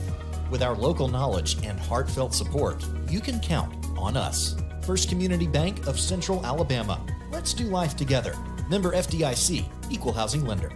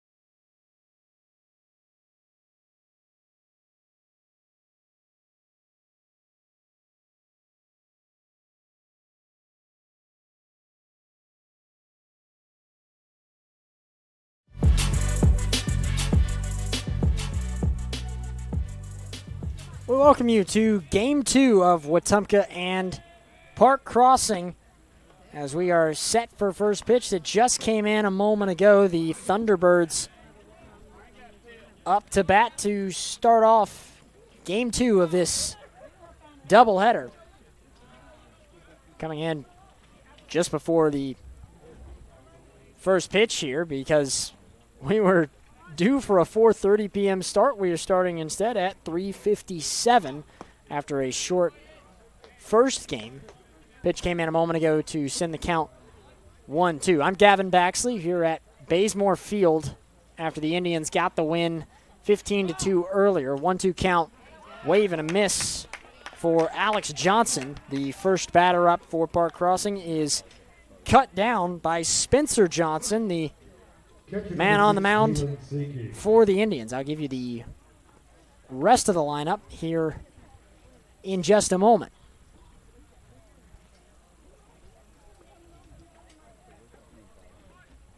Jalen Sankey, the catcher, bats second for the Thunderbirds with one out, nobody on. Pitch hits him in the back shoulder there, and Sankey will head to first. Quickly to go over our lineup here for Wetumpka. On the mound right now is Spencer Johnson. It's Logan Fawcett, the catcher. First base is Asher Nobles with the second baseman in Peyton Dickey. Third base is Connor Jacks, shortstop Miller Lombardi. Aiden Peak in left field, Bobo Browning center, and Kyle Richardson still in right field like he was in the first game. Showing bunt here, pulling back on the first pitch. They'll try a pickoff for first, will not get him. Andrew Lewis was showing that bunt and pulled away from it.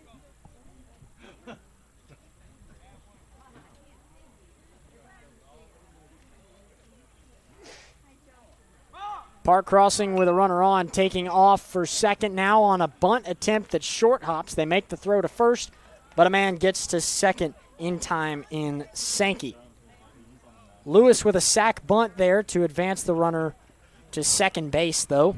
And Park Crossing with a man in scoring position here, but already two outs. Second baseman number 14, Tristan Harrington. Batting order for Park Crossing. We've already seen Alex Johnson, Jalen Sankey, and Andrew Lewis. This is Tristan Harrington, the second baseman, with Nick Harrington behind him. Pitch there is in the dirt and away. Caleb Perriman bats behind the Harrington brothers with Amir Pickett in the 7-hole. Cameron Glider bats 8th, and Bray McGuire rounds out the order. Our starting lineup brought to you by First Community Bank. 1-0 count. Cut on, this time a chopper that goes foul.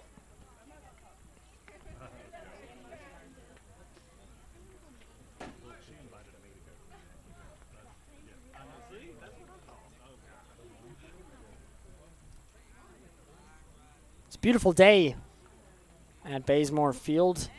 We've already been through one game. If you're just joining us, that was a 2 p.m. first pitch. Wetumpka got a 15-2 win despite only 6 total hits. They'll try a pickoff at second. Won't get him.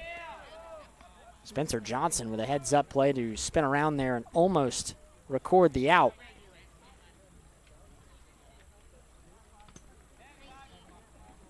Our game time temperature is 78 degrees. We've gone up by 1 since the first game, the 1-1. Taken for a strike. Winds of 7 miles an hour with gusts of 11 heading towards right field.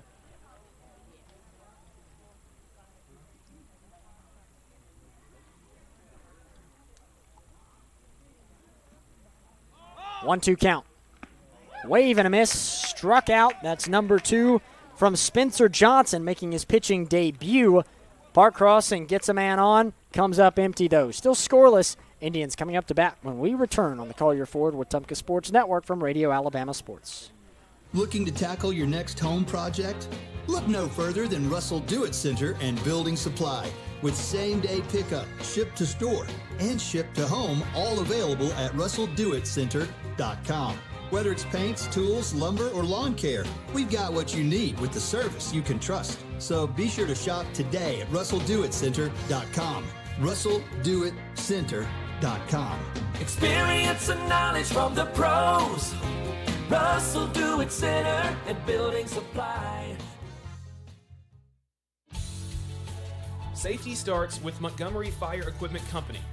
From inspections and extinguisher service to full fire suppression systems, businesses across Alabama trust our team to protect what matters most. And now, we're hiring. We're looking for new fire technicians to join our team. If you're hardworking and ready to make a difference, this is your chance. Montgomery Fire Equipment, protecting people, property, and progress.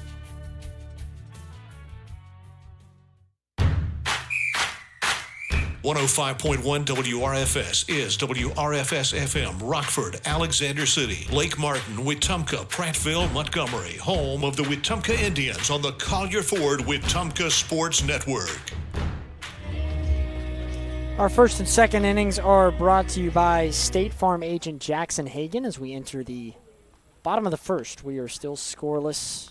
Park Crossing was able to get a man on off of the hit batter in Jalen Sankey, but could not do anything with him, thanks to Spencer Johnson pitching 2 strikeouts against Alex Johnson and Tristan Harrington. Park Crossing now waiting on the first batter of the afternoon for Wetumpka, or first batter of the afternoon for this inning, that is, or this ball game. It'll be Aiden Peak when he comes up. I'll give you the full lineup in just a moment. Peak getting ready to come up. Our starting lineups again are brought to you by First Community Bank. And it's Aiden Peak leading off with Connor Jacks behind him. Kyle Richardson bats third. Logan Fawcett will clean up with Miller Lombardi. Then Peyton Dickey at the 6th slot. Asher Nobles behind him. The DH today is Thomas Zinkson, and Bobo Browning rounds out the order for the Indians. I'll give you the Park Crossing field momentarily. Spencer Johnson is the pitcher for Wetumpka. We saw him just moments ago with the 2 strikeouts. For the Thunderbirds, Cameron Glider is on the bump in Game 2. Jalen Sankey is the catcher. The first baseman, Andre Lewis. Tristan Harrington is at second, with Nick Harrington at third. Caleb Perryman is the shortstop. It's Amir Pickett in left. Alex Johnson center field, and Bray McGuire will stand in right, as they allow Park Crossing a moment to get everybody warmed up here. And they have already made a change on the mound for Park Crossing. I'm not sure if that even qualifies as a call to the bullpen, but a change in the lineup nonetheless.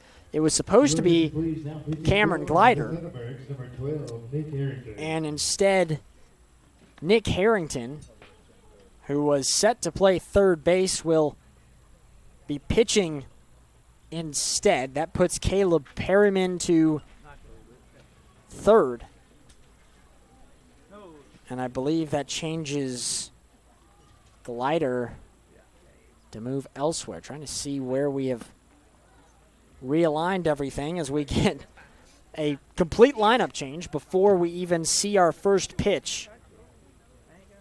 Not something that you would see every day, I'll tell you that much. Nick Harrington will get warmed up. Park Crossing went through a multitude of pitchers in the last game. They had 3 come up. Caleb Perryman, Alex Johnson, and Andrew Lewis all saw time on the hill and struggled wildly against Wetumpka. Aiden Peak is getting ready to step into the box here. And I will fill you in on our new defensive lineup for Park Crossing momentarily. First pitch is outside of the zone, just a bit upstairs here in the bottom of the first, still scoreless, with Peak up to bat.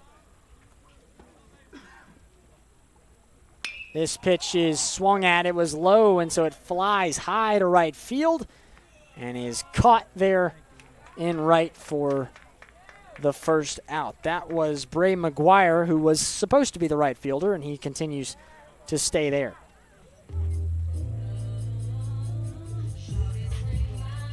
Number 13, Connor Jacks. Connor Jacks coming up now.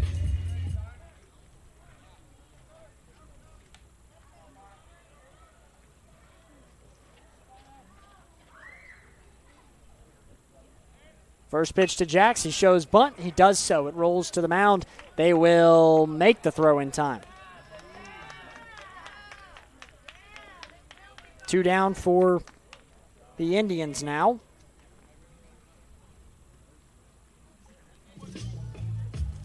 All right, we've got it.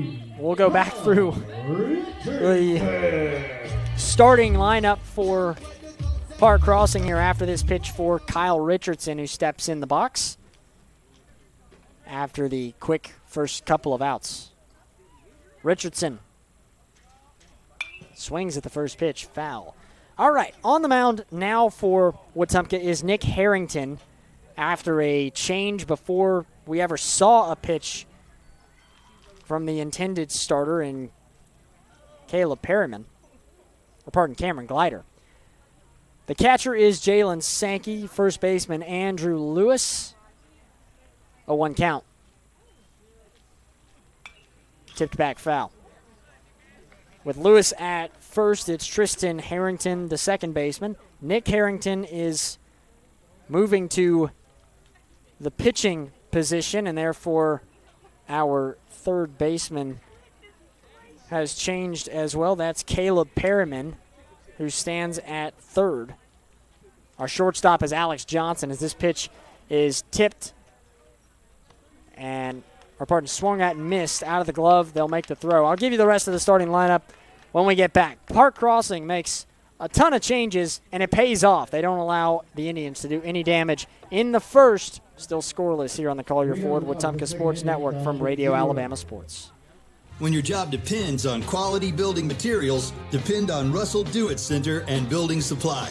From framing lumber and roofing to concrete, drywall, and fasteners, we've got the materials to build it right and build it strong. Whether you're a contractor or a do-it-yourselfer, if you're building, you belong here with dependable products and local service you can trust. Russell Do-It Center and Building Supply is your go-to source for building materials. Experience and knowledge from the pros. Russell Do-It Center and Building Supply. At First Community Bank of Central Alabama, banking's about real relationships, trust, kindness, and a shared commitment to making life better. As your neighbor and partner across Elmore and Autauga counties, we're here for you, whether you're planning your future, buying your first home, or building your wealth. With our local knowledge and heartfelt support, you can count on us. First Community Bank of Central Alabama. Let's do life together. Member FDIC, Equal Housing Lender.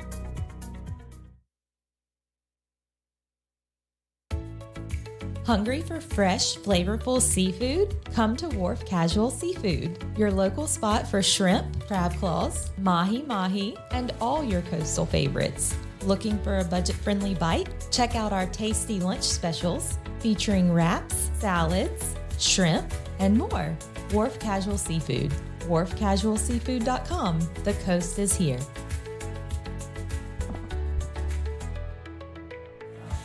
Back now for the top of the second inning. Indians in the field here with the pitcher Spencer Johnson, who just fired in a strike. We are still scoreless entering the top of the second. Up to bat is Nick Harrington, the apparent pitcher today for Park Crossing. He waves and misses at the second pitch. 0-2 the count for Nick Harrington.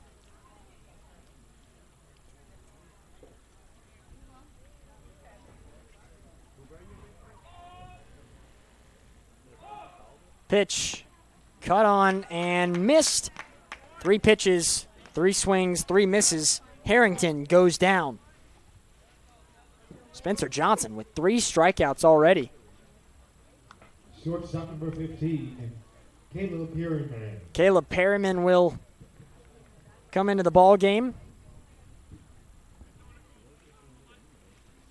Perryman was originally the shortstop. He's now the third baseman for Park Crossing. Pitch to him is tipped back foul. Caught the umpire in the face mask there. Seems to be okay. Were you holding your breath with you, Marty?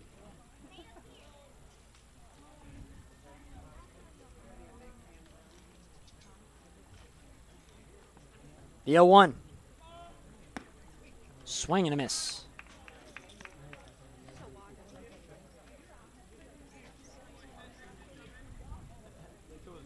Spencer Johnson on the mound. A bit of a different approach for him as he gets the man to swing here. It'll pop up towards first. Asher Noble's there to make the grab for out number 2. Left fielder number 28, Amir Pickett. Johnson has not pitched at all this season for Wetumpka.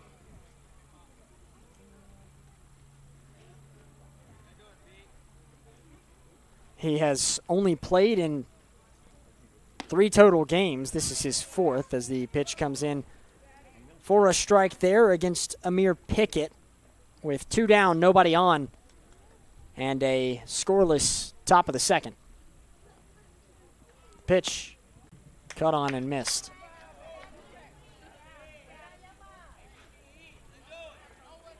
Park Crossing has been aggressively swinging so far. They cannot find contact here. 0-2.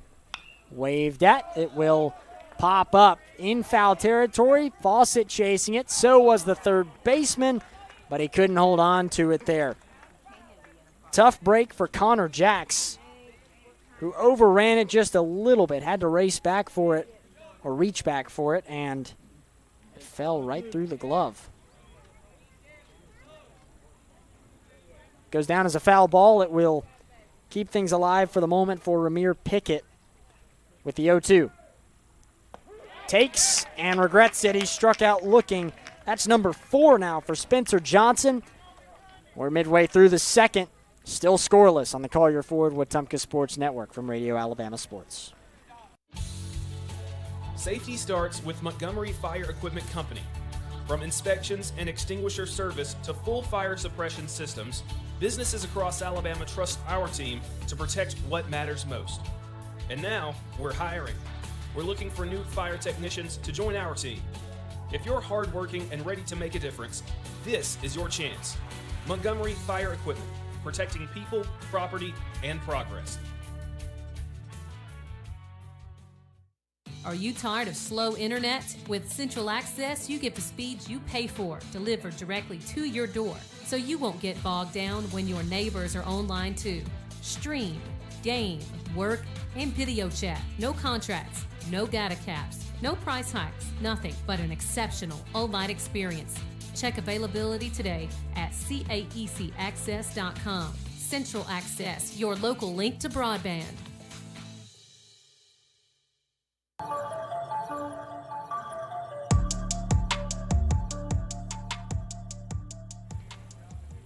Our 2nd inning is brought to you by State Farm agent Jackson Hagan. We are still scoreless here between the Indians and the Thunderbirds as Wetumpka will come up to bat in just a moment. It'll be Logan Fawcett who is due up with Lombardi and Dickey behind him.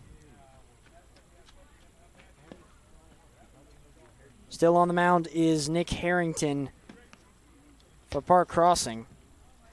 Leading up for the Indians, catcher number 12, Logan Fawcett. Fawcett got the start in the previous game. He was batting 4th in that. He's been a leadoff hitter for the last couple of games, and then earlier today saw the change with Miller Lombardi back. That kind of shifted things order-wise in the first game, and now Aiden Peak is that leadoff batter today. Pitch inside.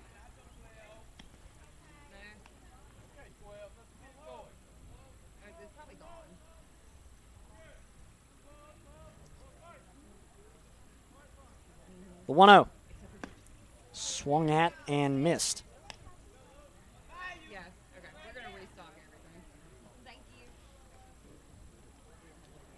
Fawcett with a 1-1 count. Nobody on.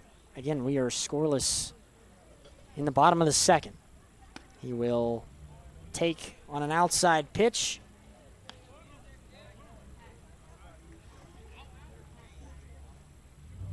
Okay.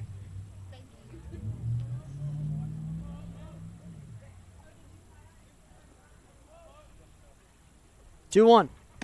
Outside again.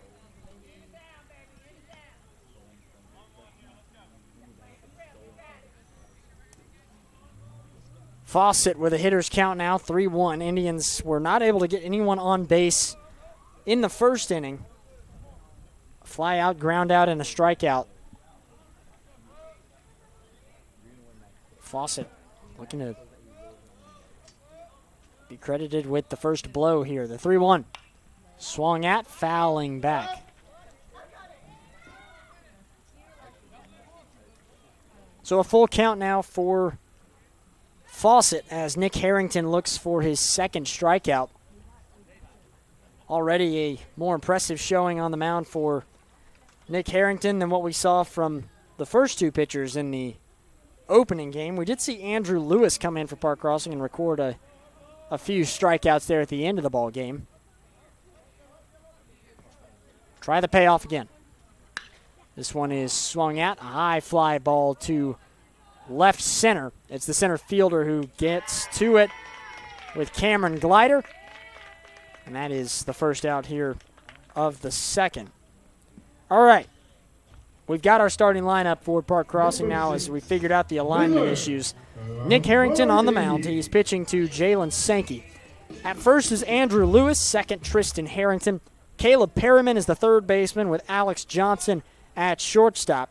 It's Amir Pickett at left, Cameron Glider at center, and Bray McGuire, the right fielder. Glider's the one who just caught that out a moment ago. First pitch here is outside to Miller Lombardi. I mentioned earlier in the first game that Lombardi had been out for the last couple. He missed both the PCA and Pike Road games. Got the start in the game earlier today. The 1-0 now is swung at and laced towards right field. It'll get through for a base hit from Miller Lombardi.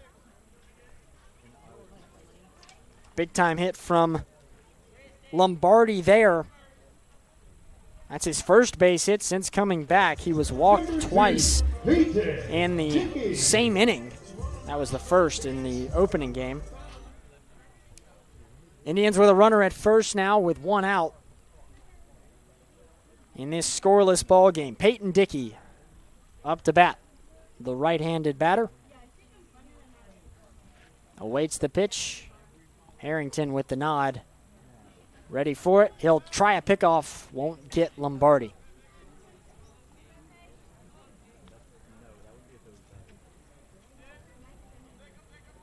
Dickey steps back in, waiting on the first pitch to come his way.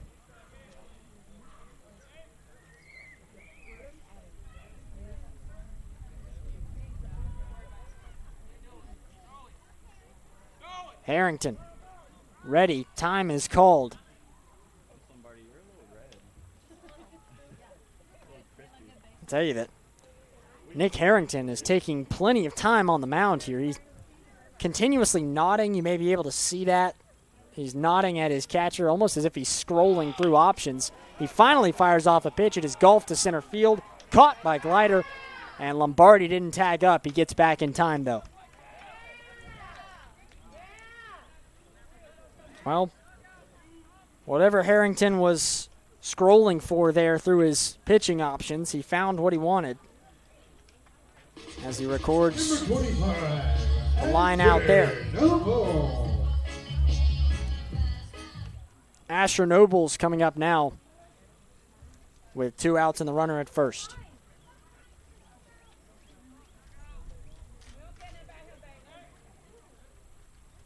Harrington with the pitch outside.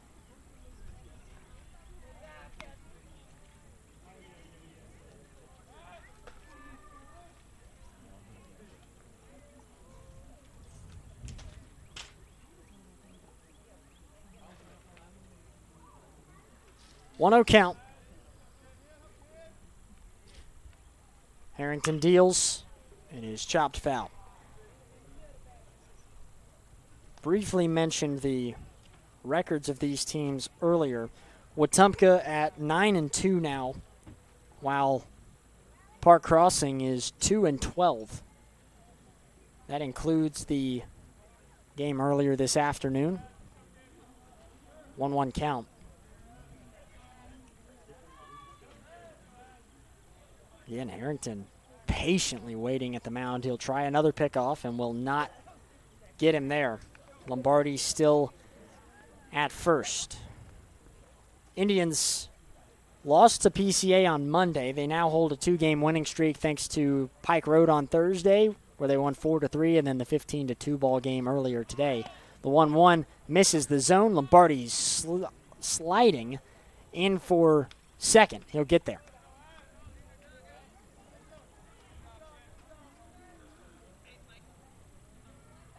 Lombardi advances, puts an Indian in scoring position for the first time in this ball game. Another stolen base now credited to Lombardi's name as well. 2-1 count with 2 outs.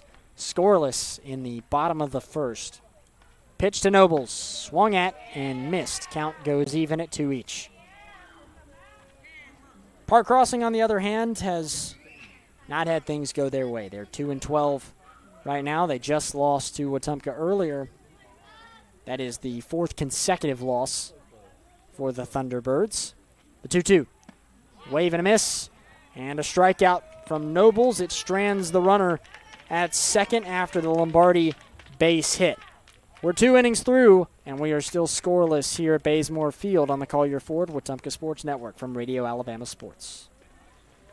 At First Community Bank of Central Alabama, banking's about real relationships, trust, kindness, and a shared commitment to making life better. As your neighbor and partner across Elmore and Autauga counties, we're here for you, whether you're planning your future, buying your first home, or building your wealth.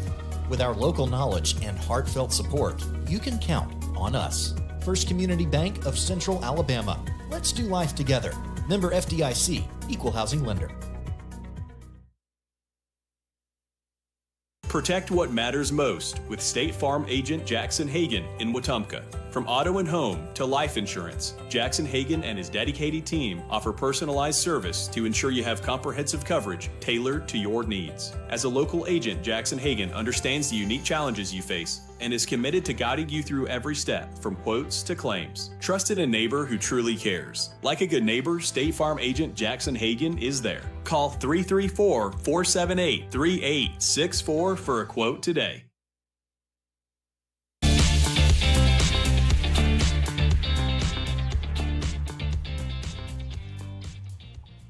Whether it's an everyday sprain, strain, fracture, or sports injury that doesn't involve or require a trip to the ER, Baptist Ortho now offers urgent orthopedic injury care with walk-in convenience 6 days a week. Visit online at baptisthealth.org. We are still scoreless in the top of the 3rd inning now. Park Crossing up to bat. They will swing at the first pitch and foul one off. This is Cameron Glider in the 8 slot with Bray McGuire on deck and Alex Johnson due up behind him.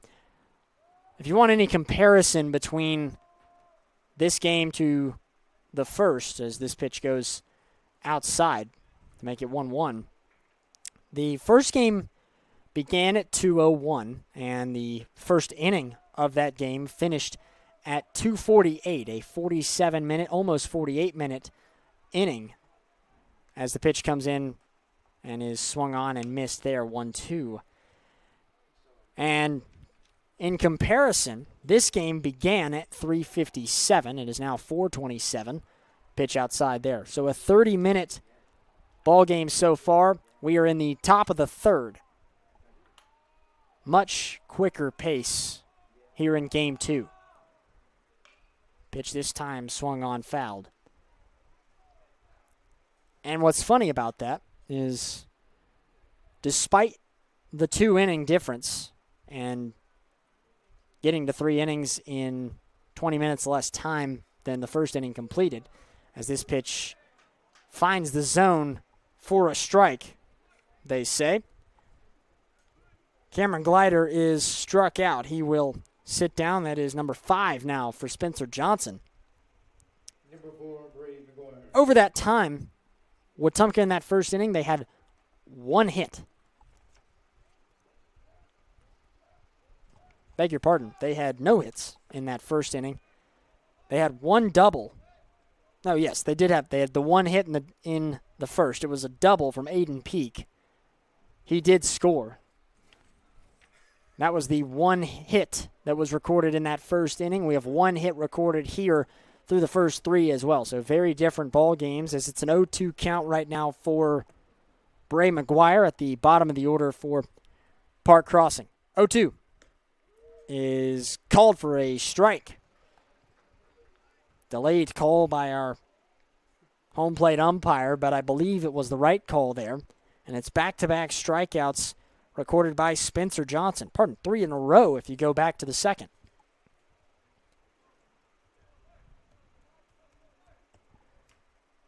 We've gone through 9 batters so far. 6 of them have been struck out. We're at the top of the order again with Alex Johnson, who swings and misses for a strike there. 2 outs in the top of the third. Nobody on. Scoreless. 0-1 pitch is fouled.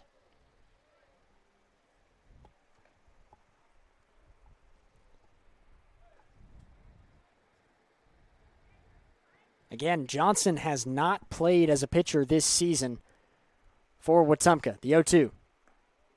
Downstairs. Earlier we saw Colton Ashmore get a start and earning a win in the process of that. The 1-2. Finding the zone. How about another strikeout? That is number 7 for Spencer Johnson. I think he's found a position that he likes a good bit there. 7 strikeouts for Johnson. We're still scoreless. Midway through the third on the Collier Ford Wetumpka Sports Network from Radio Alabama Sports.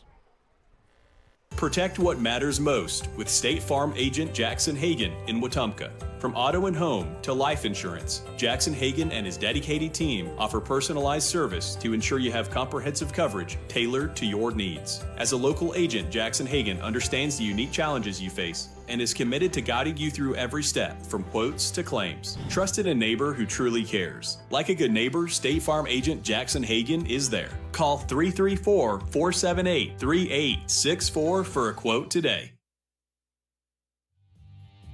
Hi, I'm Kathy Thornton with RE/MAX Cornerstone Plus. Helping families here in the River Region is more than a job, it's personal. I take the time to listen, understand what you need, and fight to get you the best deal possible. Whether you're buying or selling in Central Alabama, let's work together to make it happen. I'm Kathy Thornton at RE/MAX Cornerstone Plus, here to help you every step of the way.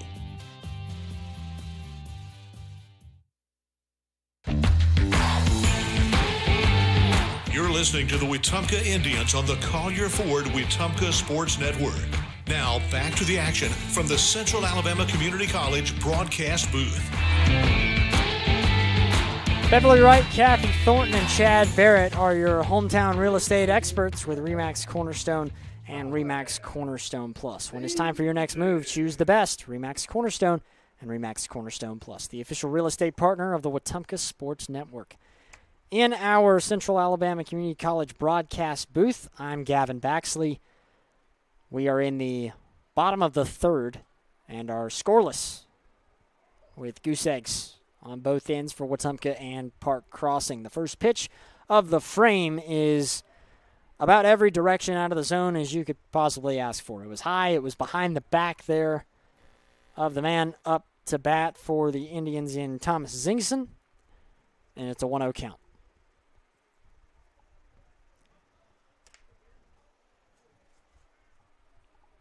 Zingson getting the start in this ball game. He came in as a pinch hitter earlier The 1-0.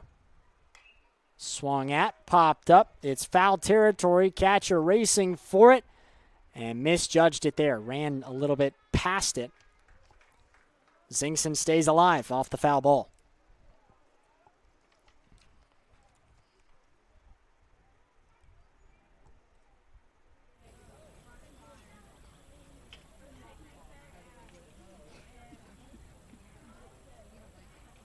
Zingson with 5 total at-bats this season. He's got 2 hits. Both were singles. 3 RBIs to his name, though. The 1-1. A strike.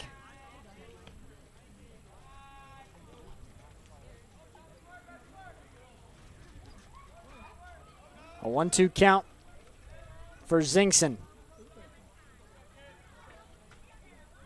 He takes inside. Nick Harrington has been dealing pretty well so far for Park Crossing. He's got his 1 strikeout. He's only given up the 1 hit so far. 2-2 inside, almost at the head of Zingson. It's a full count.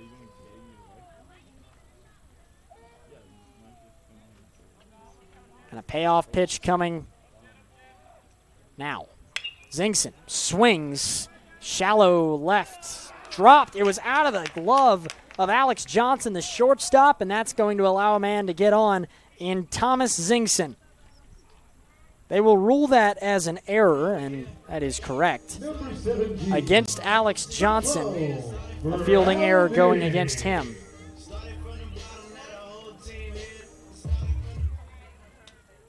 Wetumpka now with a man at first.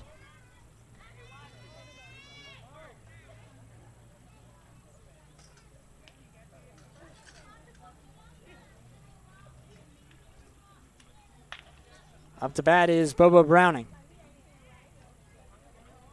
Pitch taken outside.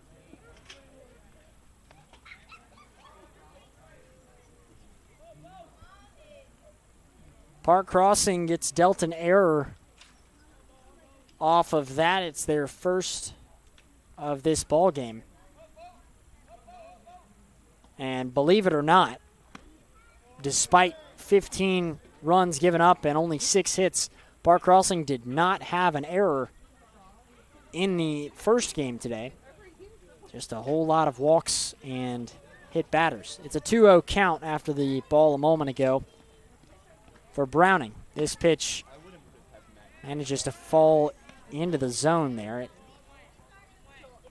had a pretty nice break on it there. Wetumpka scored 13 runs in the first inning of the game earlier, then 1 in the third, 1 in the fourth. It was a run rule victory for the Indians. 2-1. Cut on and missed.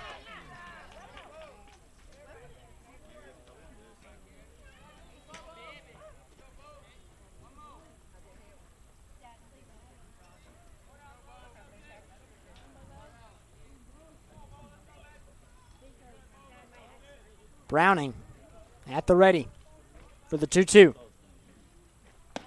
Waves at a high pitch there, is struck out. Slams the bat against the dirt in frustration.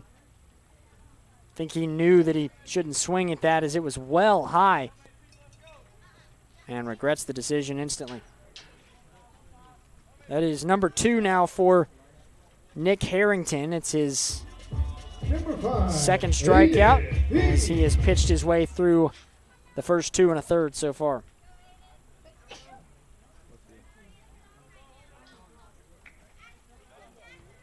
Aiden Peak at the top of the order here. 1 out, runner at first still, as he manages to get back. That is Thomas Zingson, remember, getting on off of that error. Aiden Peak flew out in the first inning. He did start in the game earlier, had the RBI double. He's had at least 1 multi-base hit in each of the last 2 games. This pitch out of the glove. A wild pitch will easily allow Zingson to advance to second.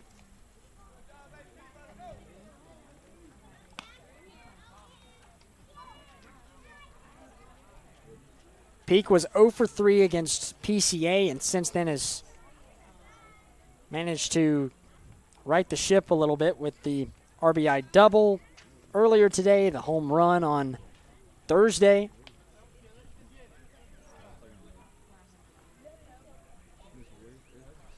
One-0 count now. Zingson stands at second. Time is called. Again, Nick Harrington, no urgency on the mound. He has almost kind of just waited out the batters that he's facing. It's kind of a mental game, it feels like, as he stares back at second. Now he'll fire a pitch directly above the head of the batter in Peak. Peak now with a 2-0 count.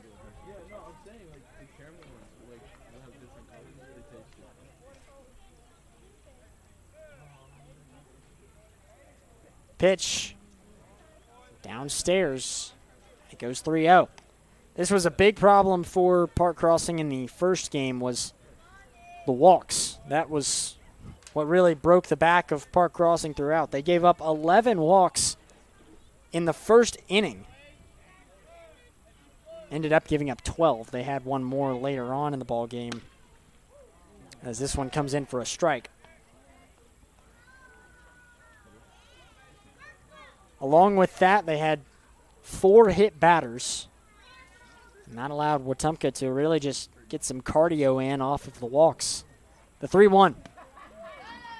Cut on there and fouled, trying to, it was a strike. They will get Zingson to third as he races over. The catcher lost it there in Jalen Sankey.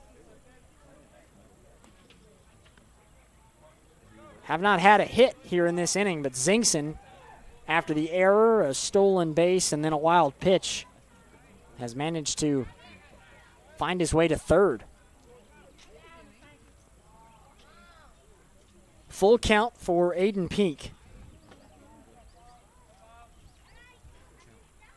Peak stands ready. Harrington fires inside for ball 4.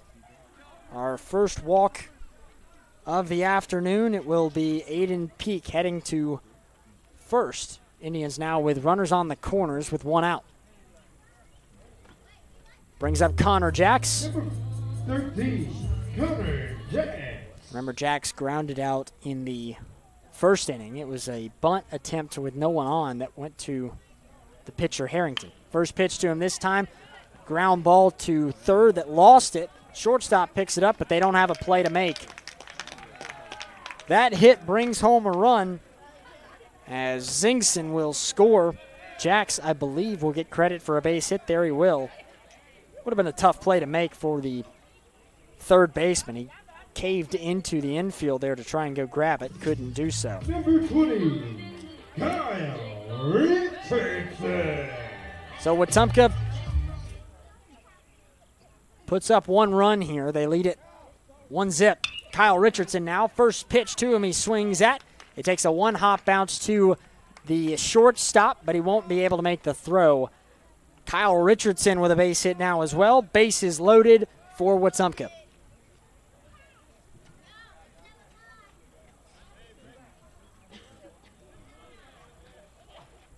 Number 12. Things starting to pile up here against Park Crossing, who started off pretty strong on the mound. Potentially starting to see things unravel a little bit for the Thunderbirds. Just the 1 out. Bases loaded. Pitch here to Fawcett is launched to shallow center. It will drop. Wind caught hold of it a little bit there as it goes down. It's an RBI single for Logan Fawcett. Aiden Peak comes home, makes it 2-0 Indians. Felt like that had a lot more contact on it than it did. Kind of fell flat. I said the wind took it, but the wind is actually pointing out towards right, like I mentioned earlier, so one of those hits that just sounded crisper than it ended up being. Miller Lombardi now in the batter's box. It's a pinch runner for Logan Fawcett as well. This is Cohen Bell. Pitch here goes outside to Lombardi.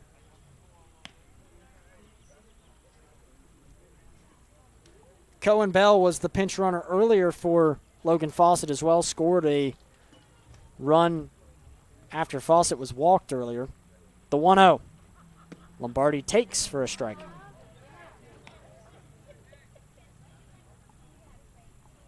So it's Bell who stands at first base. Kyle Richardson at second. Connor Jacks is at third. 1-1 count with one out. Pitch is outside. Indians leading it 2-0.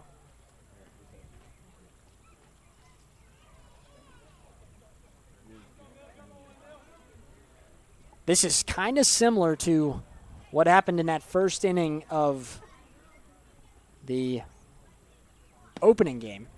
Pitch goes low and away that time, 3-1. Wetumpka had an out early on. Connor Jacks had a ground out, if I recall. Yeah, he had that ground out. That was what had the one, and then things just fell apart from there. This time to Lombardi, he pops one up. Third baseman racing into foul territory will make the grab, and that is a big out that was just recorded by Caleb Perriman. Lombardi pops out, and that makes this a lot easier for Nick Harrington, who can try and get out of this jam. Peyton Dickey now stepping up. Bases are still loaded, but it's 2 outs, and Harrington can clear things up in a heartbeat. Dickey had a line out to center last time up. First pitch to him will break into the strike zone.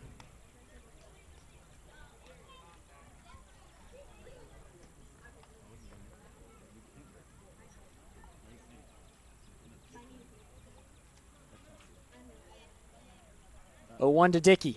Well inside. He had to get out of the box to avoid that. Dickey with a .520 average right now. Going into the day, he led the team in doubles with 3. The 0-2 swung at. A high fly ball to left. They're racing in for it. It's the shortstop who backs up enough for it. Johnson makes the grab. Wetumpka manages to get 2 runs to come in off 3 hits. There was 1 error. They end up stranding runners on all 3 bases. 2-0. Indians lead it after the third on the Collier Ford Wetumpka Sports Network from Radio Alabama Sports. We believe in doing things right the first time. That's the promise behind Finish Line Garage Floor Systems. Powered by Precision Floor Care, our custom garage floor systems are designed to be tough, stylish, and built for the long haul. With a team rooted right here in the community, we deliver quality you can count on. Finish Line Garage Floor Systems. Let them rest on the best. Visit FinishLineGarageFloors.com today. This is Beverly Wright. What I love most about real estate in Central Alabama is helping families find the right place to call home. It's not just about houses, it's about community and the memories you'll make there. If you're ready to start your journey, I'd love to help. Call me, Beverly Wright, with RE/MAX Cornerstone Realty.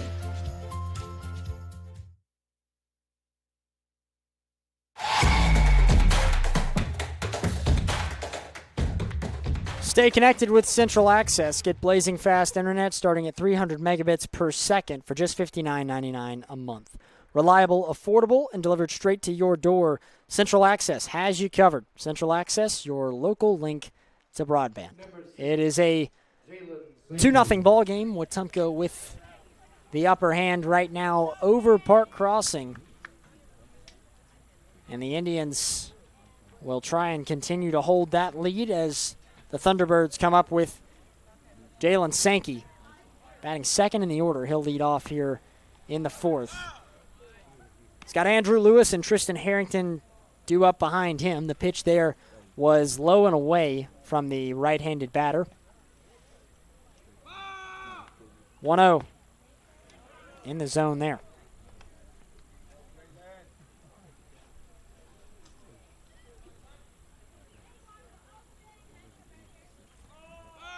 Pitch swung at. This one will get through to left field, and a base hit now for Jalen Sankey.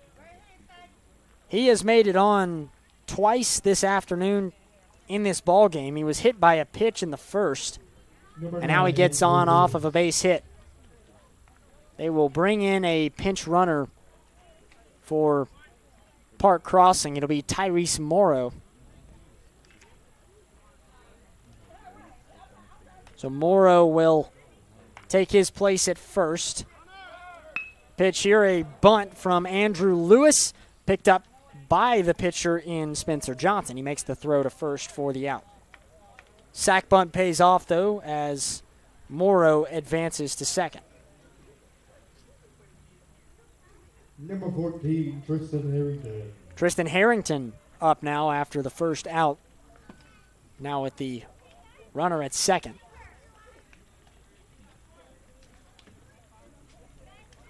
Johnson looks back. Now he fires. That one was low.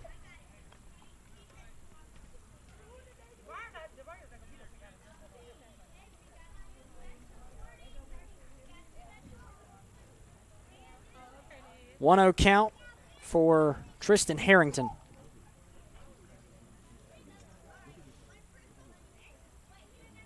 As Spencer Johnson awaits, now he'll look back at second. Now deal. This one chopped towards the third baseman. He runs in for it. The throw on the run, misfired. Park Crossing will score one off the error. Jalen Sankey comes home, and the runner advances to second as well. Harrington with a single. The throwing error manages to allow him to continue running to second. They may call this as a fielder's choice, but I don't quite know. They may say that he would have been taken out at first had the throw been accurate. Nick Harrington is up with a runner at second. Our new score is 2-1. Number 12, Nick Harrington.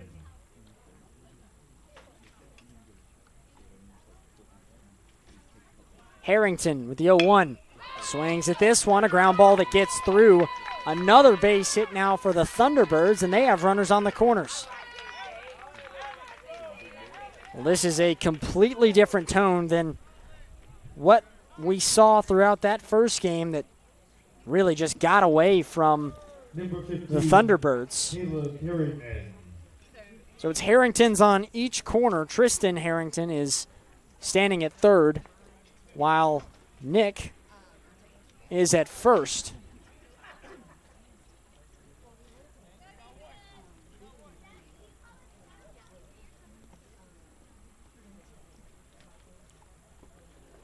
I believe that we are calling that error against the third baseman from earlier, which is Connor Jacks. I am scoring it as a fielder's choice until I'm told otherwise. Caleb Perryman set to bunt, but first a throw to first that will not get him as Harrington gets back safely. Caleb Perryman was out on a pop-up to first in the second inning. He now pulls back a bunt, throw to second, couldn't get there as they lost it on the throw. It allows a runner to come home, and that is exactly how Park Crossing drew that up, by the way.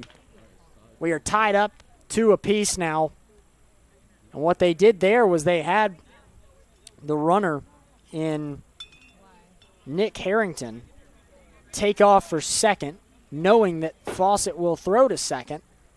And if they do that, it easily allows the runner to come home from third, and Tristan Harrington did just that to score and even this ball game up at 2 apiece. Harrington was safe anyway at second because the throw to Peyton Dickey, whether short or mishandled, was not received. Pitch here swung on and missed by Caleb Perriman. Count goes 1-1.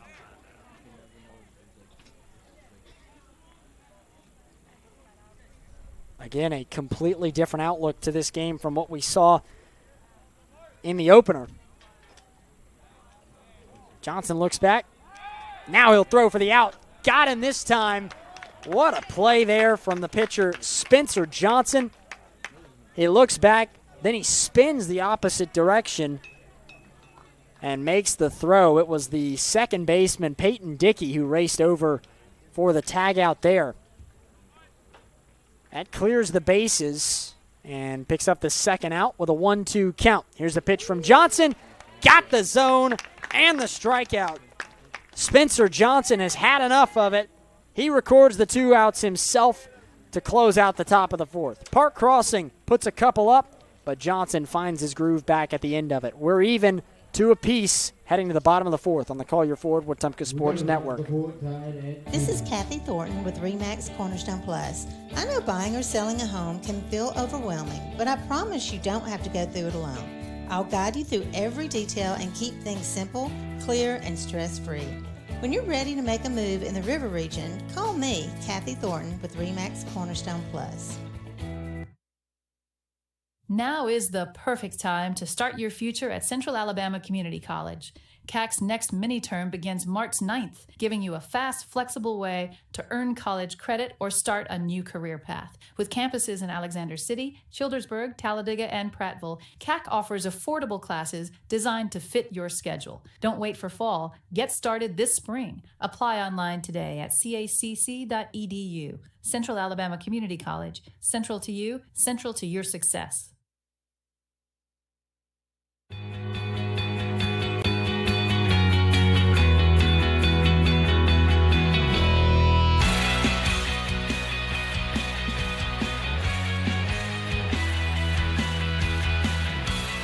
Our fourth inning is brought to you by Collier Ford.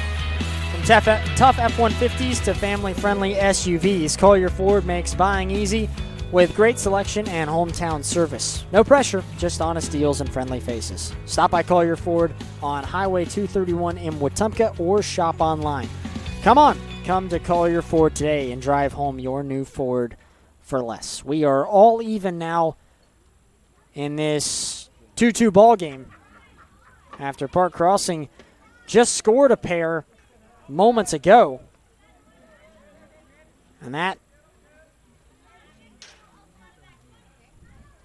made things a little bit more interesting here for the Thunderbirds. For the Indians, it is Peyton Dickey who is up to bat now to start this bottom of the fourth. The pitch goes outside to him.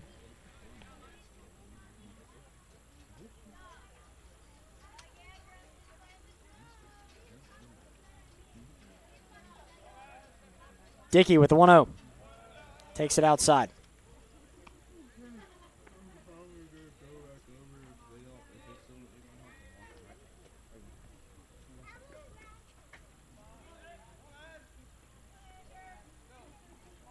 Pitch. Finding the zone that time.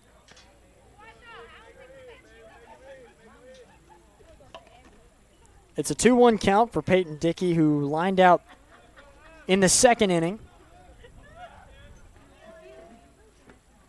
This time he will swing and miss.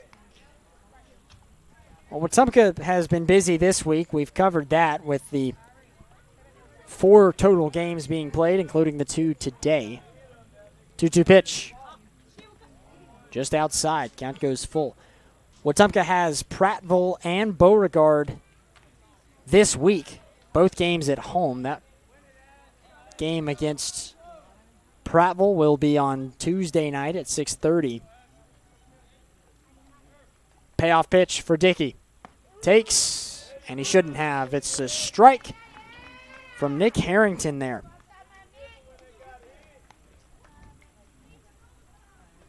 Dickey gets caught looking. Harrington with his 4th strikeout now to continue the upcoming schedule for Wetumpka. They'll have Beauregard on Thursday. That game also at 6:30 here at Bazemore Field. First pitch now to Thomas Zingson is in the zone, 0-1. Then Wetumpka gets a few days off. Of course, spring break coming up at the end of this week. The 0-1 count is swung at. Zingson to left field. This ball is fouled.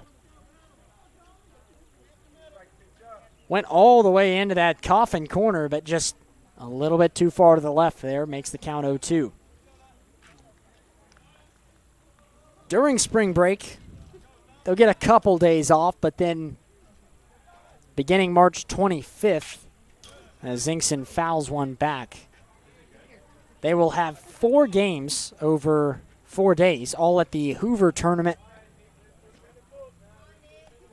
That should be some pretty good competition out in that area. Of course, can expect teams like Hoover, Spain Park, among others. The 0-2 is downstairs. Thompson in the area out there. Not sure if they'll be competing in this tournament or not. 1-2. Hewitt Trustful is always a good one as well.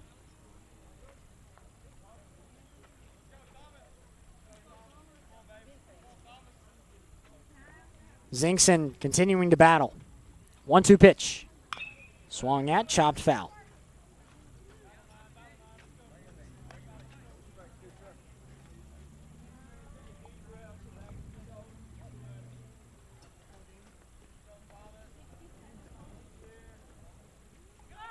Nick Harrington ready to deal. Here it comes. Swung at again, popped up to right this time. The first baseman gets under it, and Lewis makes the catch for the second out.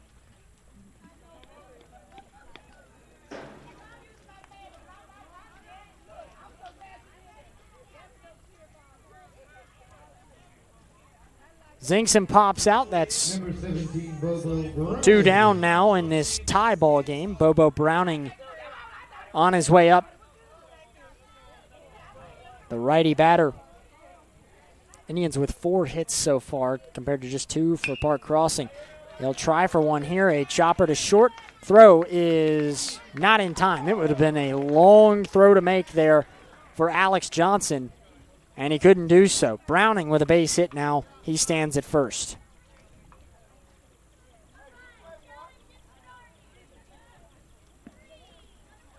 Goes back to the top of the order with Aiden Peak. Aiden Peak.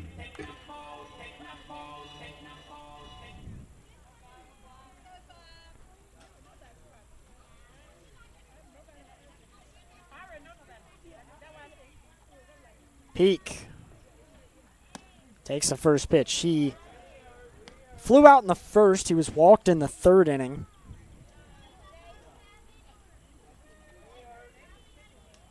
Wetumpka being caught sleeping a little bit here as Park Crossing has been able to get back into this. They answered the 2 runs that Wetumpka scored. Taking off here, but he'd have gotten there anyway. Bobo Browning got to second as he was trying to steal. Aiden Peak took a shot to the noggin there. Seems to be okay. Once again, he will head to first without recording a hit. Peak did the same earlier. Along with that double, he was walked in the first in the opening game. And now he's been walked and hit by a pitch here in game 2. Number 13, Connor Jacks.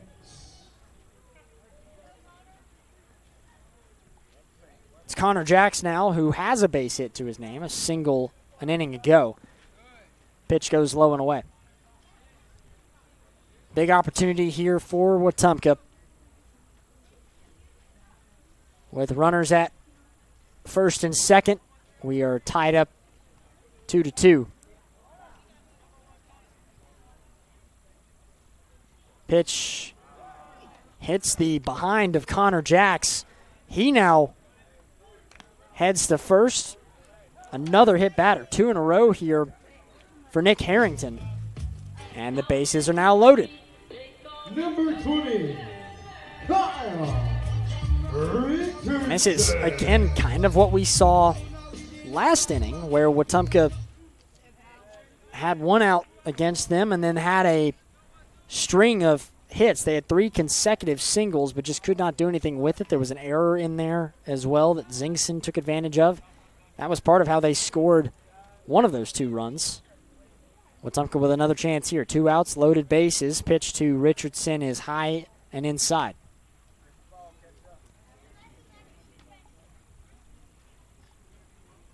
Richardson had a single his last time up, and it helped to advance some runners in the process of scoring. He has a check swing there on a strike.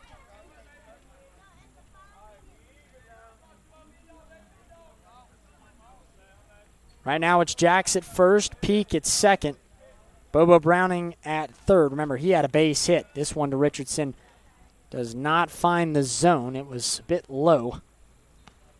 That makes our count 2-1.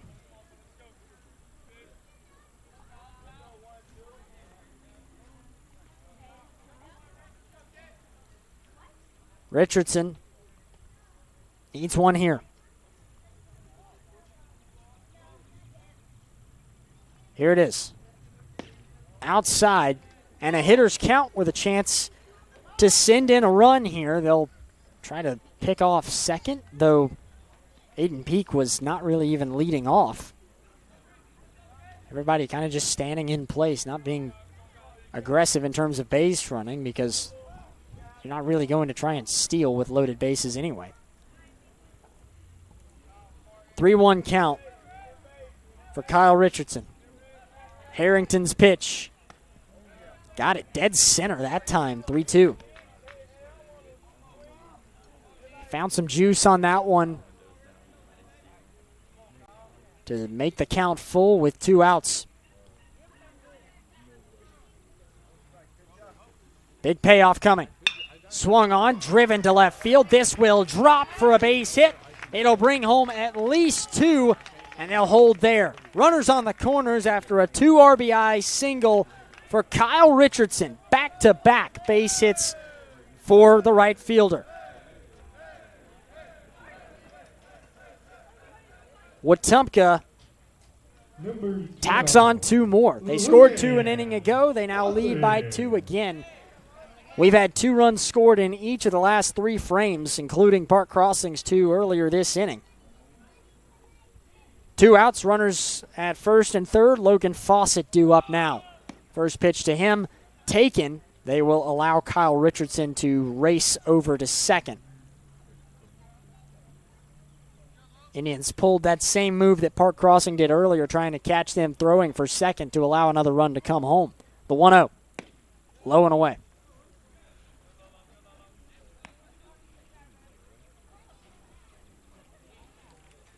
Two runs coming in off the bat of Kyle Richardson. He's had 3 total hits over the 2 ball games today, along with being walked twice. 2-0. Inside of Fawcett. Both runners in scoring position now at second and third, with a chance to see the bases get loaded again for Logan Fawcett,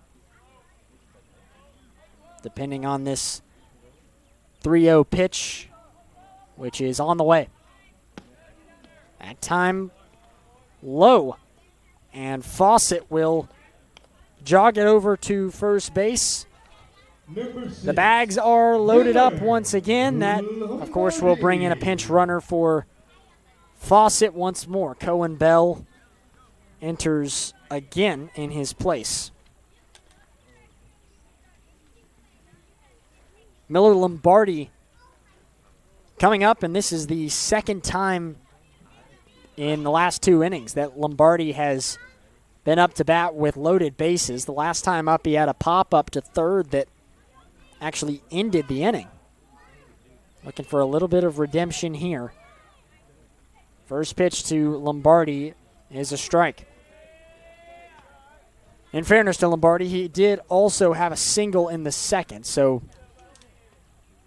he has had his contribution today. This would be a bigger one, though. The 0-1 is fouled.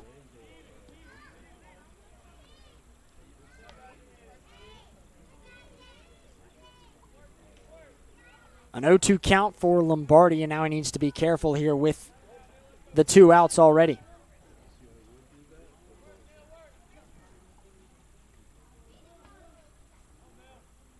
Lombardi, the lefty batter, waits. Here it comes. Swung at. This is popped up again towards third. And getting to it and making the catch is Caleb Perriman. Same situation, same result, unfortunately, for Miller Lombardi. He pops up. That strands runners on all 3 bases, but the Indians score 2 more. They lead it 4-2. Good guys on top here after 4 on the Collier Ford Wetumpka Sports Network from Radio Alabama Sports. Protect what matters most with State Farm agent Jackson Hagan in Wetumpka. From auto and home to life insurance, Jackson Hagan and his dedicated team offer personalized service to ensure you have comprehensive coverage tailored to your needs. As a local agent, Jackson Hagan understands the unique challenges you face and is committed to guiding you through every step, from quotes to claims. Trusted a neighbor who truly cares. Like a good neighbor, State Farm agent Jackson Hagan is there. Call 334-478-3864 for a quote today.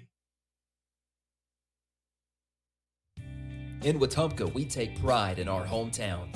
And so does Brent Turner, owner of Precision Floor Care. A Wetumpka graduate and now a local small business owner, Brent built Precision Floor Care on a commitment to serve his community. From tile and grout work to stone, pavers, and concrete, Precision Floor Care delivers precise, hard surface flooring solutions that protect the places that matter most. Precision Floor Care. Precise, hard surface flooring solutions. Learn more at callpfc.com.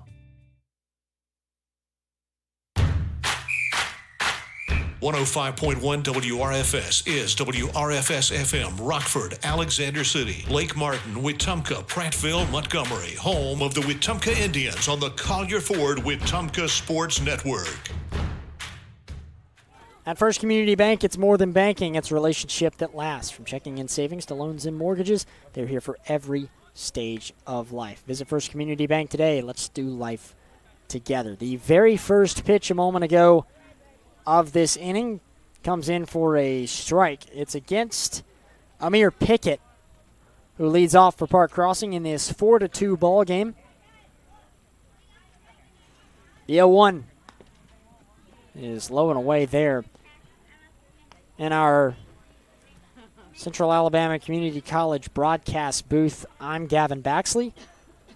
The Indians have the 2-run advantage. 1-1 pitch. Bunted foul.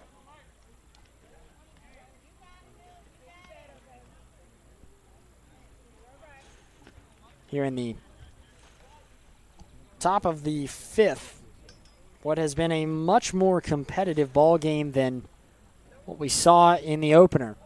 This time a wave and a miss and a strikeout recorded by Spencer Johnson. First time in a while, but he's had plenty. That was number 8 for Johnson. Pickett takes a seat after being struck out for the second time this afternoon. Cameron Glider, the center fielder, comes up now with 1 out. First pitch to him on the opposite end of the river.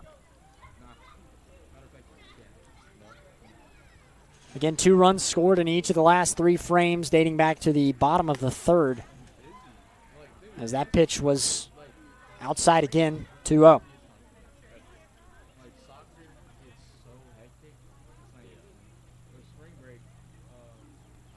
Now the 2-0 pitch. Popped up, back and foul.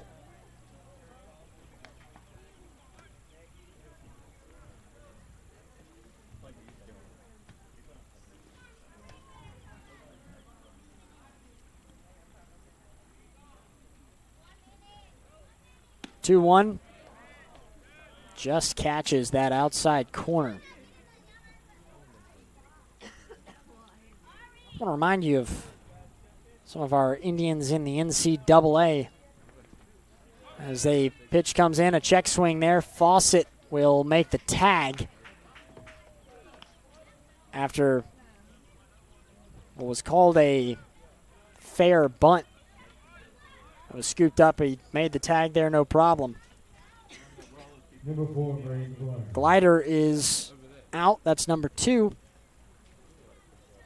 And as I was saying, Ty Brooks, Jackson Scheinflew, two class of 23 graduates competing with the South Alabama Jaguars, as this pitch is now lined to center field. McGuire gets it to fall, and a base hit there for Bray McGuire puts him at first. South Alabama was able to come away with a win last night against Louisiana in the first game of conference play for the Sun Belt. Ty Brooks a shortstop, while Jackson Scheinflew is a pitcher. We've seen Scheinflew serve as both a starter and a bullpen guy over the last couple of seasons. First pitch here is a ball. The throw to second, or pardon, throw to first for a pickoff attempt, unsuccessful. Number 1, Alex Johnson. As McGuire still stands at first. Alex Johnson with a 1-0 count. He marks the top of the order for Park Crossing. Pitch comes in. This one is lifted to right center. Everybody racing in. It's the right fielder who gets to it. That's Kyle Richardson as he manages the third out. Park Crossing with a base hit. They strand him at second, though. It's still 4-2. Wetumpka leads midway through 5 on the Collier Ford Wetumpka Sports Network from Radio Alabama Sports. At First Community Bank of Central Alabama, banking's about real relationships, trust, kindness, and a shared commitment to making life better. As your neighbor and partner across Elmore and Autauga counties, we're here for you, whether you're planning your future, buying your first home, or building your wealth. With our local knowledge and heartfelt support, you can count on us. First Community Bank of Central Alabama. Let's do life together. Member FDIC, Equal Housing Lender.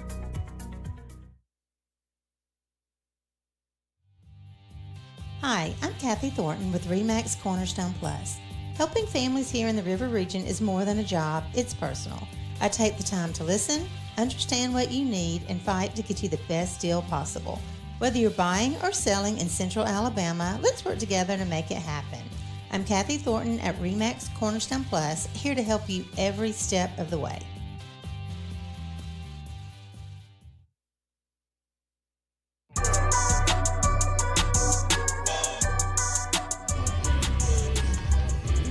Wharf Casual Seafood is fresh, fast, and always delicious. Wharf Casual Seafood in Wetumpka has something for everyone. From shrimp and fish to po' boys and salads, enjoy coastal flavor right here at home. Dine in or take out today.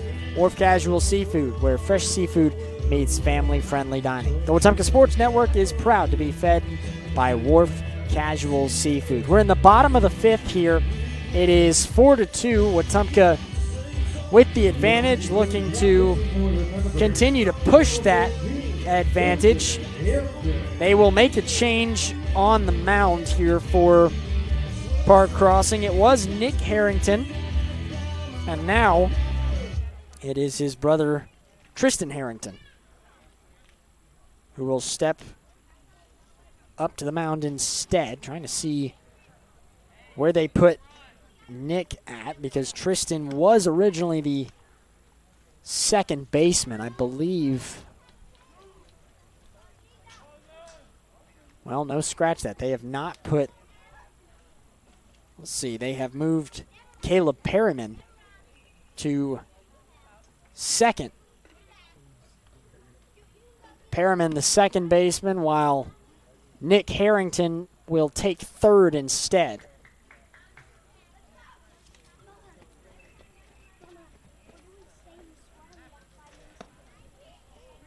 And so that straightened things out just a tad bit. It will be Peyton Dickey who will lead off in the 5th inning here. Asher Nobles and Thomas Zingson set to bat behind him. Dickey so far is 0 for 2, line out and a strikeout in the 2nd and 4th innings. He will swing at the first pitch and miss.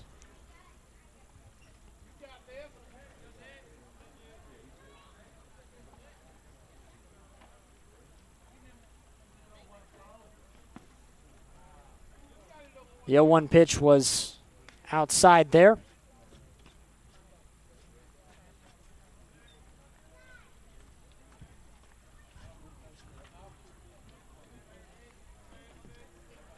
One count.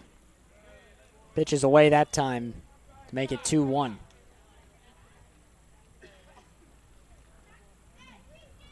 Well, remember, Wetumpka got the run rule win after 5 last time. This pitch, I thought, was going to hit the batter in Peyton Dickey. It apparently did not. It went over his back as he crouched down to avoid it. It's a 3-1 count.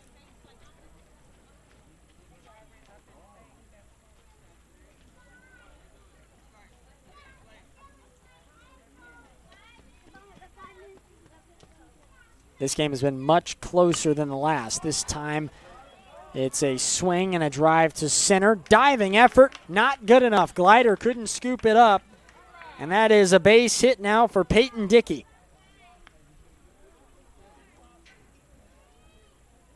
Dickey stands at first base, taking advantage of the new pitcher as Tristan Harrington gives up a base hit on his first batter face. Now Asher Nobles coming up, looking to do the same after starting off 0 for 2 here. They tried the pickoff at first, no good there.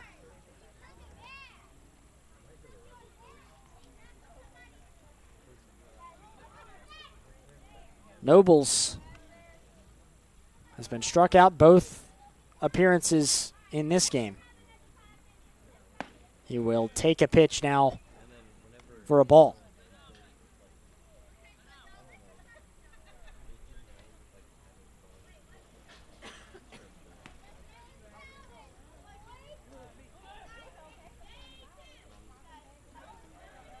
One-0 count for Asher Nobles. Pitch outside, taking off and sliding in. Not sliding, he'll just casually walk in, is Peyton Dickey, who advances to second. Thought he may have gone for a slide, but the throw was off target enough that there was really no need. Took the attention off of Asher Nobles for a moment, as now there's a runner standing at second base, but Nobles with a 2-0 count after that ball a moment ago. Outfield will crowd in on second base to maybe look for that steal or pickoff attempt. Pitch came in and was outside there, 3-0. Park Crossing does not move their field a lot. They don't really seem to shift very often. They do have the infield again, second and short, a little bit closer towards second as this pitch is misfired. A 4-pitch walk there for Asher Nobles. Nobles at first with a man at second in Peyton Dickey. Thomas Zingson now, who reached earlier off an error. First pitch to him in the dirt. Well, Park Crossing pitchers have struggled against Wetumpka today.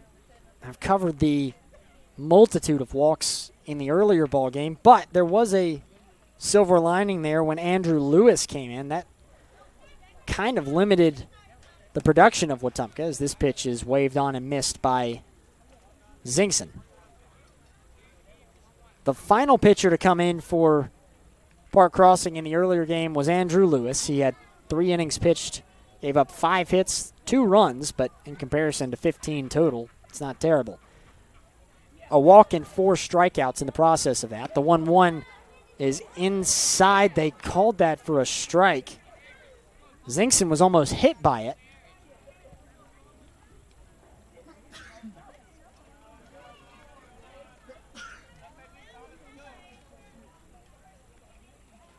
Shortstop is calling for it right now at second. Alex Johnson came in and was calling for it so much so that he stood directly in front of the runner as a pitch comes in and hits Thomas Zingson, so he will now take to first, and the bases are loaded with no outs for Wetumpka. Number 17, Popo Brownie. As I was saying a moment ago, though, it was Alex Johnson. He was standing in front of the second base runner right now, which is Asher Nobles. Peyton Dickey is at third. First pitch to Bobo Browning, low and away. Ended up retreating, never did get that throw to come as a ball was pitched instead.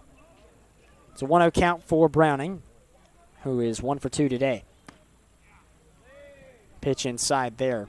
Had a single in the fourth inning. And as I was saying about the pitching, it was Lewis that managed those 4 strikeouts. That was the only 4 for Park Crossing last game. This time a pitch is laced to center field. Bobo Browning gets one to drop. It'll score 2 more runs for the Indians, put runners on the corners as well. The Indians are piling it on now, 6-2. No outs. They can continue to put the pressure on here in the bottom of the 5th.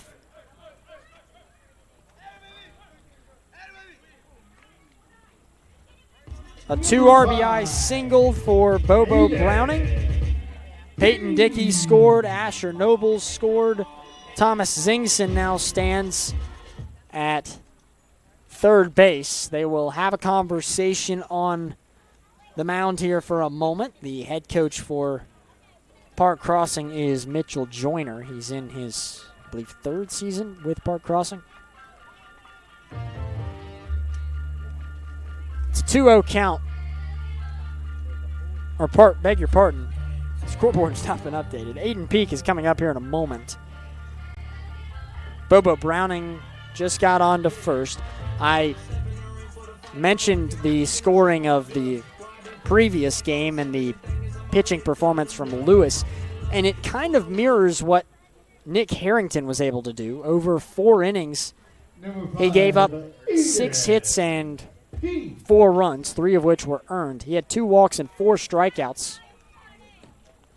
Tristan Harrington has come in, has yet to record an out so far, as they just had that meeting. He's allowed 2 runs to score with runners on the corners. And again, no outs so far. Aiden Peak with a big opportunity here as Wetumpka gets to a good spot in the batting order at the top of it, with Peak, Jackson, Richardson still yet to come in this inning. First pitch to Peak. Cut on, and this one goes straight to the third baseman, who hesitates, didn't make the throw to first, and now runners advancing even further. They'll come all the way home now. This is Browning coming to home. He gets there. Goodness. It was Caleb Perriman who had it. He pump faked, wasn't sure where to throw it, throws to first. It wasn't caught by Andrew Lewis. And so Bobo Browning, who had already made it to second base, then took the chance to go to third, and then saw that they were taking so long to pick it up. He makes it all the way around and scores instead. It is 7-2.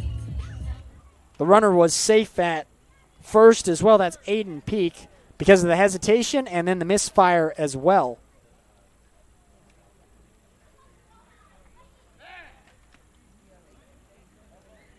I said 7-2. It is 8-2. Both runs scored that were on the corners a moment ago. And there's still a runner at first as well.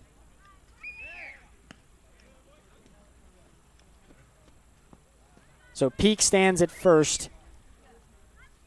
It's Connor Jacks who is ready for this at bat. Wetumpka leading by 6. Little ways to go still, but remember, if Wetumpka can lead by 10 at the end of 5, that would be a run rule. Still has some work to do to get to that, but with no runs or no outs so far, it is somewhat feasible. Jax now rips one to center field. It will drop in front of Glider, which allows the runner to advance all the way to third. Peak standing at third. Jax with a single. He's at first. Wetumpka having no problem in the batter's box right now. This is the 7th batter coming up of this inning, Kyle Richardson. And of the first 6, there have been 4 base hits along with a walk and a hit batter. Taking off for second and getting there is Connor Jacks. He steals second base.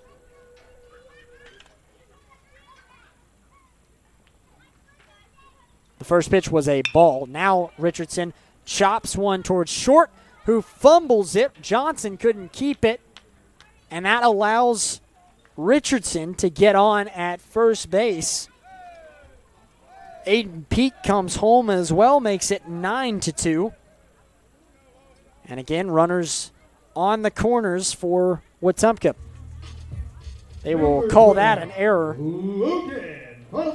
against the shortstop. Logan Fawcett back up to bat here. He'll swing at the first pitch. A shallow pop-up here. Center fielder races in, and Glider makes the catch. They throw all the way to home to make sure nobody advances. So Fawcett gets caught with the first out of this frame. Number 6. Runners still remain on the corners for Wetumpka with a now 7-run advantage.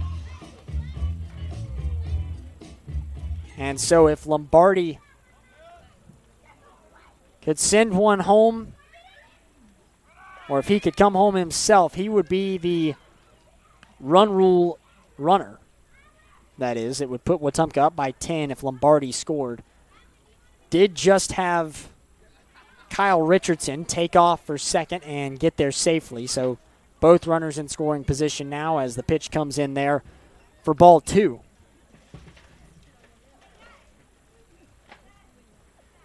It's a 2-0 count. Now with Connor Jacks at third, Kyle Richardson at second. Pitch to Lombardi, swung at, laced right over the head of the pitcher. That'll bring home 2 more runs here. Lombardi standing at first. A 2 RBI single now, the second hit of this ball game for Miller Lombardi. Number 2. And now it becomes much more realistic to get that potential run rule that I mentioned earlier. Lombardi has to score, and that would end the afternoon. We have gone completely through the order here. Peyton Dickey is back up to bat. He started all this with a single. First pitch to him is a strike. Racing for second. Not getting there is Lombardi. And that may have crushed the hopes of the run rule for the moment as the bases are cleared. That's 2 outs. Life gets a lot tougher now. Peyton Dickey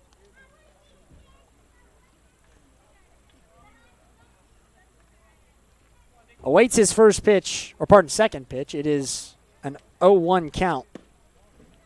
This time going low and outside.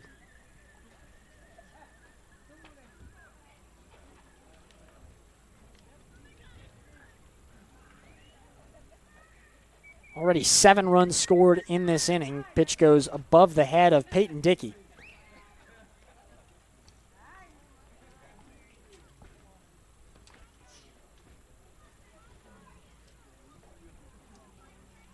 The 2-1. Low and inside.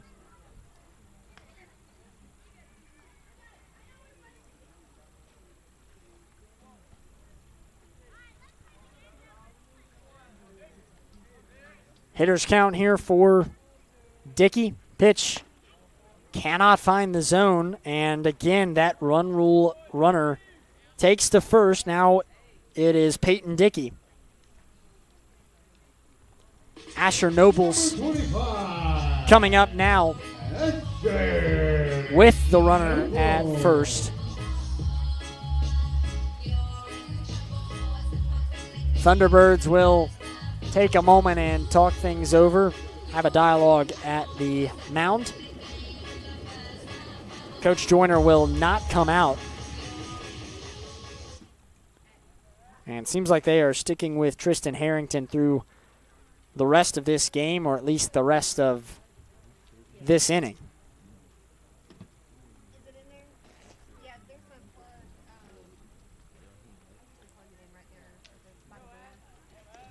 Asher Nobles has 9 RBIs this season. He was walked and scored a run earlier. Pitch came in there low. Makes it a 1-0 count.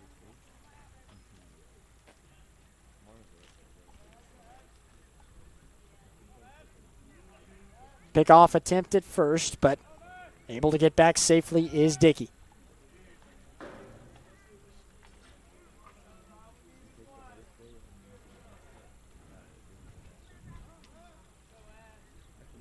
One-0 pitch. High and outside. Racing for second. Sliding in safely is Dickey. A stolen base now for him. And he's in scoring position. Again on what would be the walk-off run for a run rule victory. Would be the second of the day, the 4th of the season, both of which came last Saturday. This pitch goes well inside. It is wild. And I think they actually walked in there. Yeah, they did. So that was ball 4. And a lot of commotion there with the stolen base. Got off count for a moment. Asher Nobles now stands at first. Peyton Dickey at second. Thomas Zingson is back up again with 2 outs here. But runners at first and second. Pitch low and away there. Indians trying to send everyone home before the dinner bell rings here.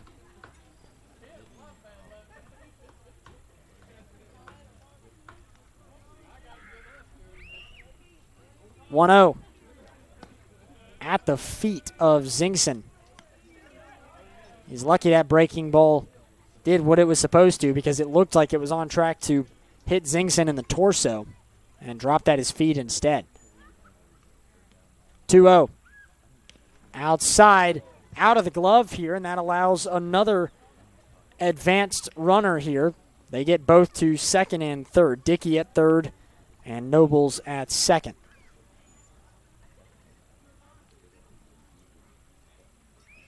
And so that means that Peyton Dickey is just a few strides away from touching home plate and ending things early.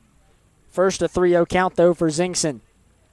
He will take for a ball and walk to first. Base is loaded now with 3 consecutive walks.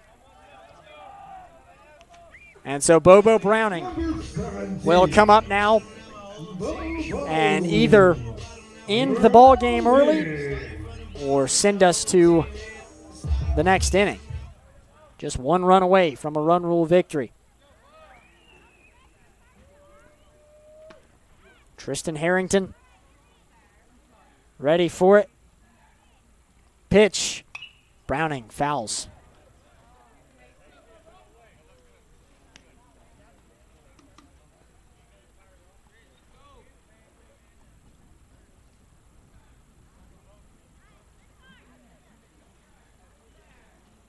Oh, 1 count.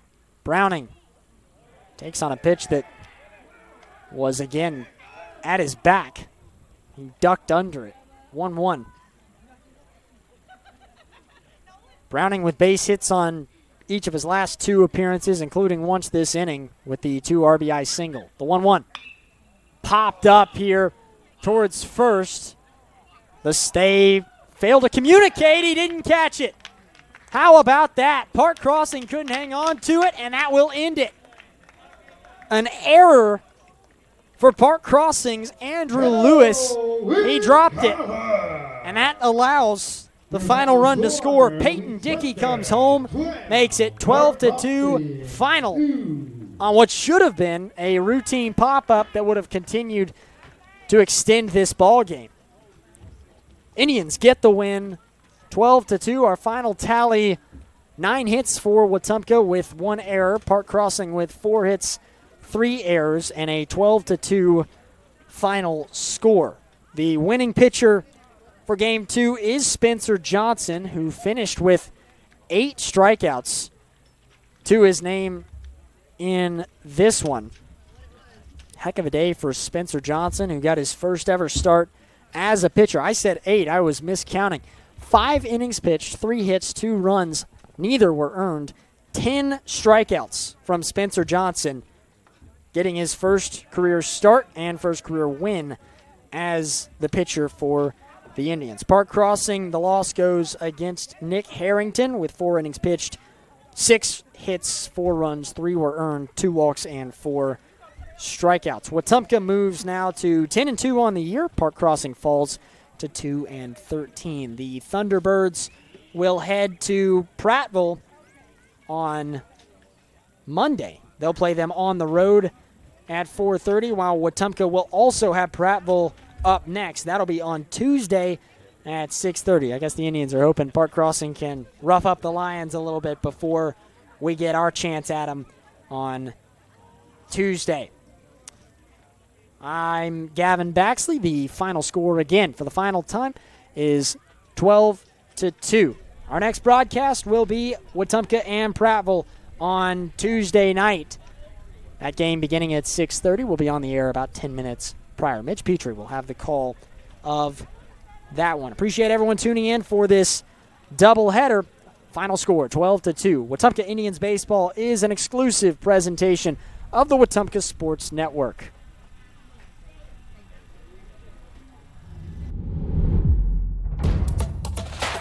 This has been a presentation of Radio Alabama Sports. This broadcast is copyrighted by Radio Alabama for the private use of our audience. Any other use of this broadcast, descriptions, or accounts of the game without Radio Alabama's consent is strictly prohibited. Thanks for listening. You've been listening to the Collier Ford Wetumpka Sports Network, home of the Wetumpka Indians. Presented by RE/MAX Cornerstone Realty and RE/MAX Cornerstone Realty Plus, Central Alabama Community College, and the City of Wetumpka. Sponsored in part by Collier Ford, Central Alabama Community College, RE/MAX Cornerstone Realty and RE/MAX Cornerstone Realty Plus, Baptist Health, and Baptist Ortho Now, the City of Wetumpka, Central Access, Russell Do-It Center, State Farm Agent Jackson Hagan, Wharf Casual Seafood, First Community Bank, Montgomery Fire Equipment Company, CAC Adult Learning, and Precision Floor Care. The Collier Ford Wetumpka Sports Network is a product of Radio Alabama Sports and Radio Alabama. This broadcast is copyrighted by Radio Alabama for the private use of our audience. Any other use of this broadcast, descriptions, or accounts of the game without Radio Alabama's consent is strictly prohibited. Thanks for listening.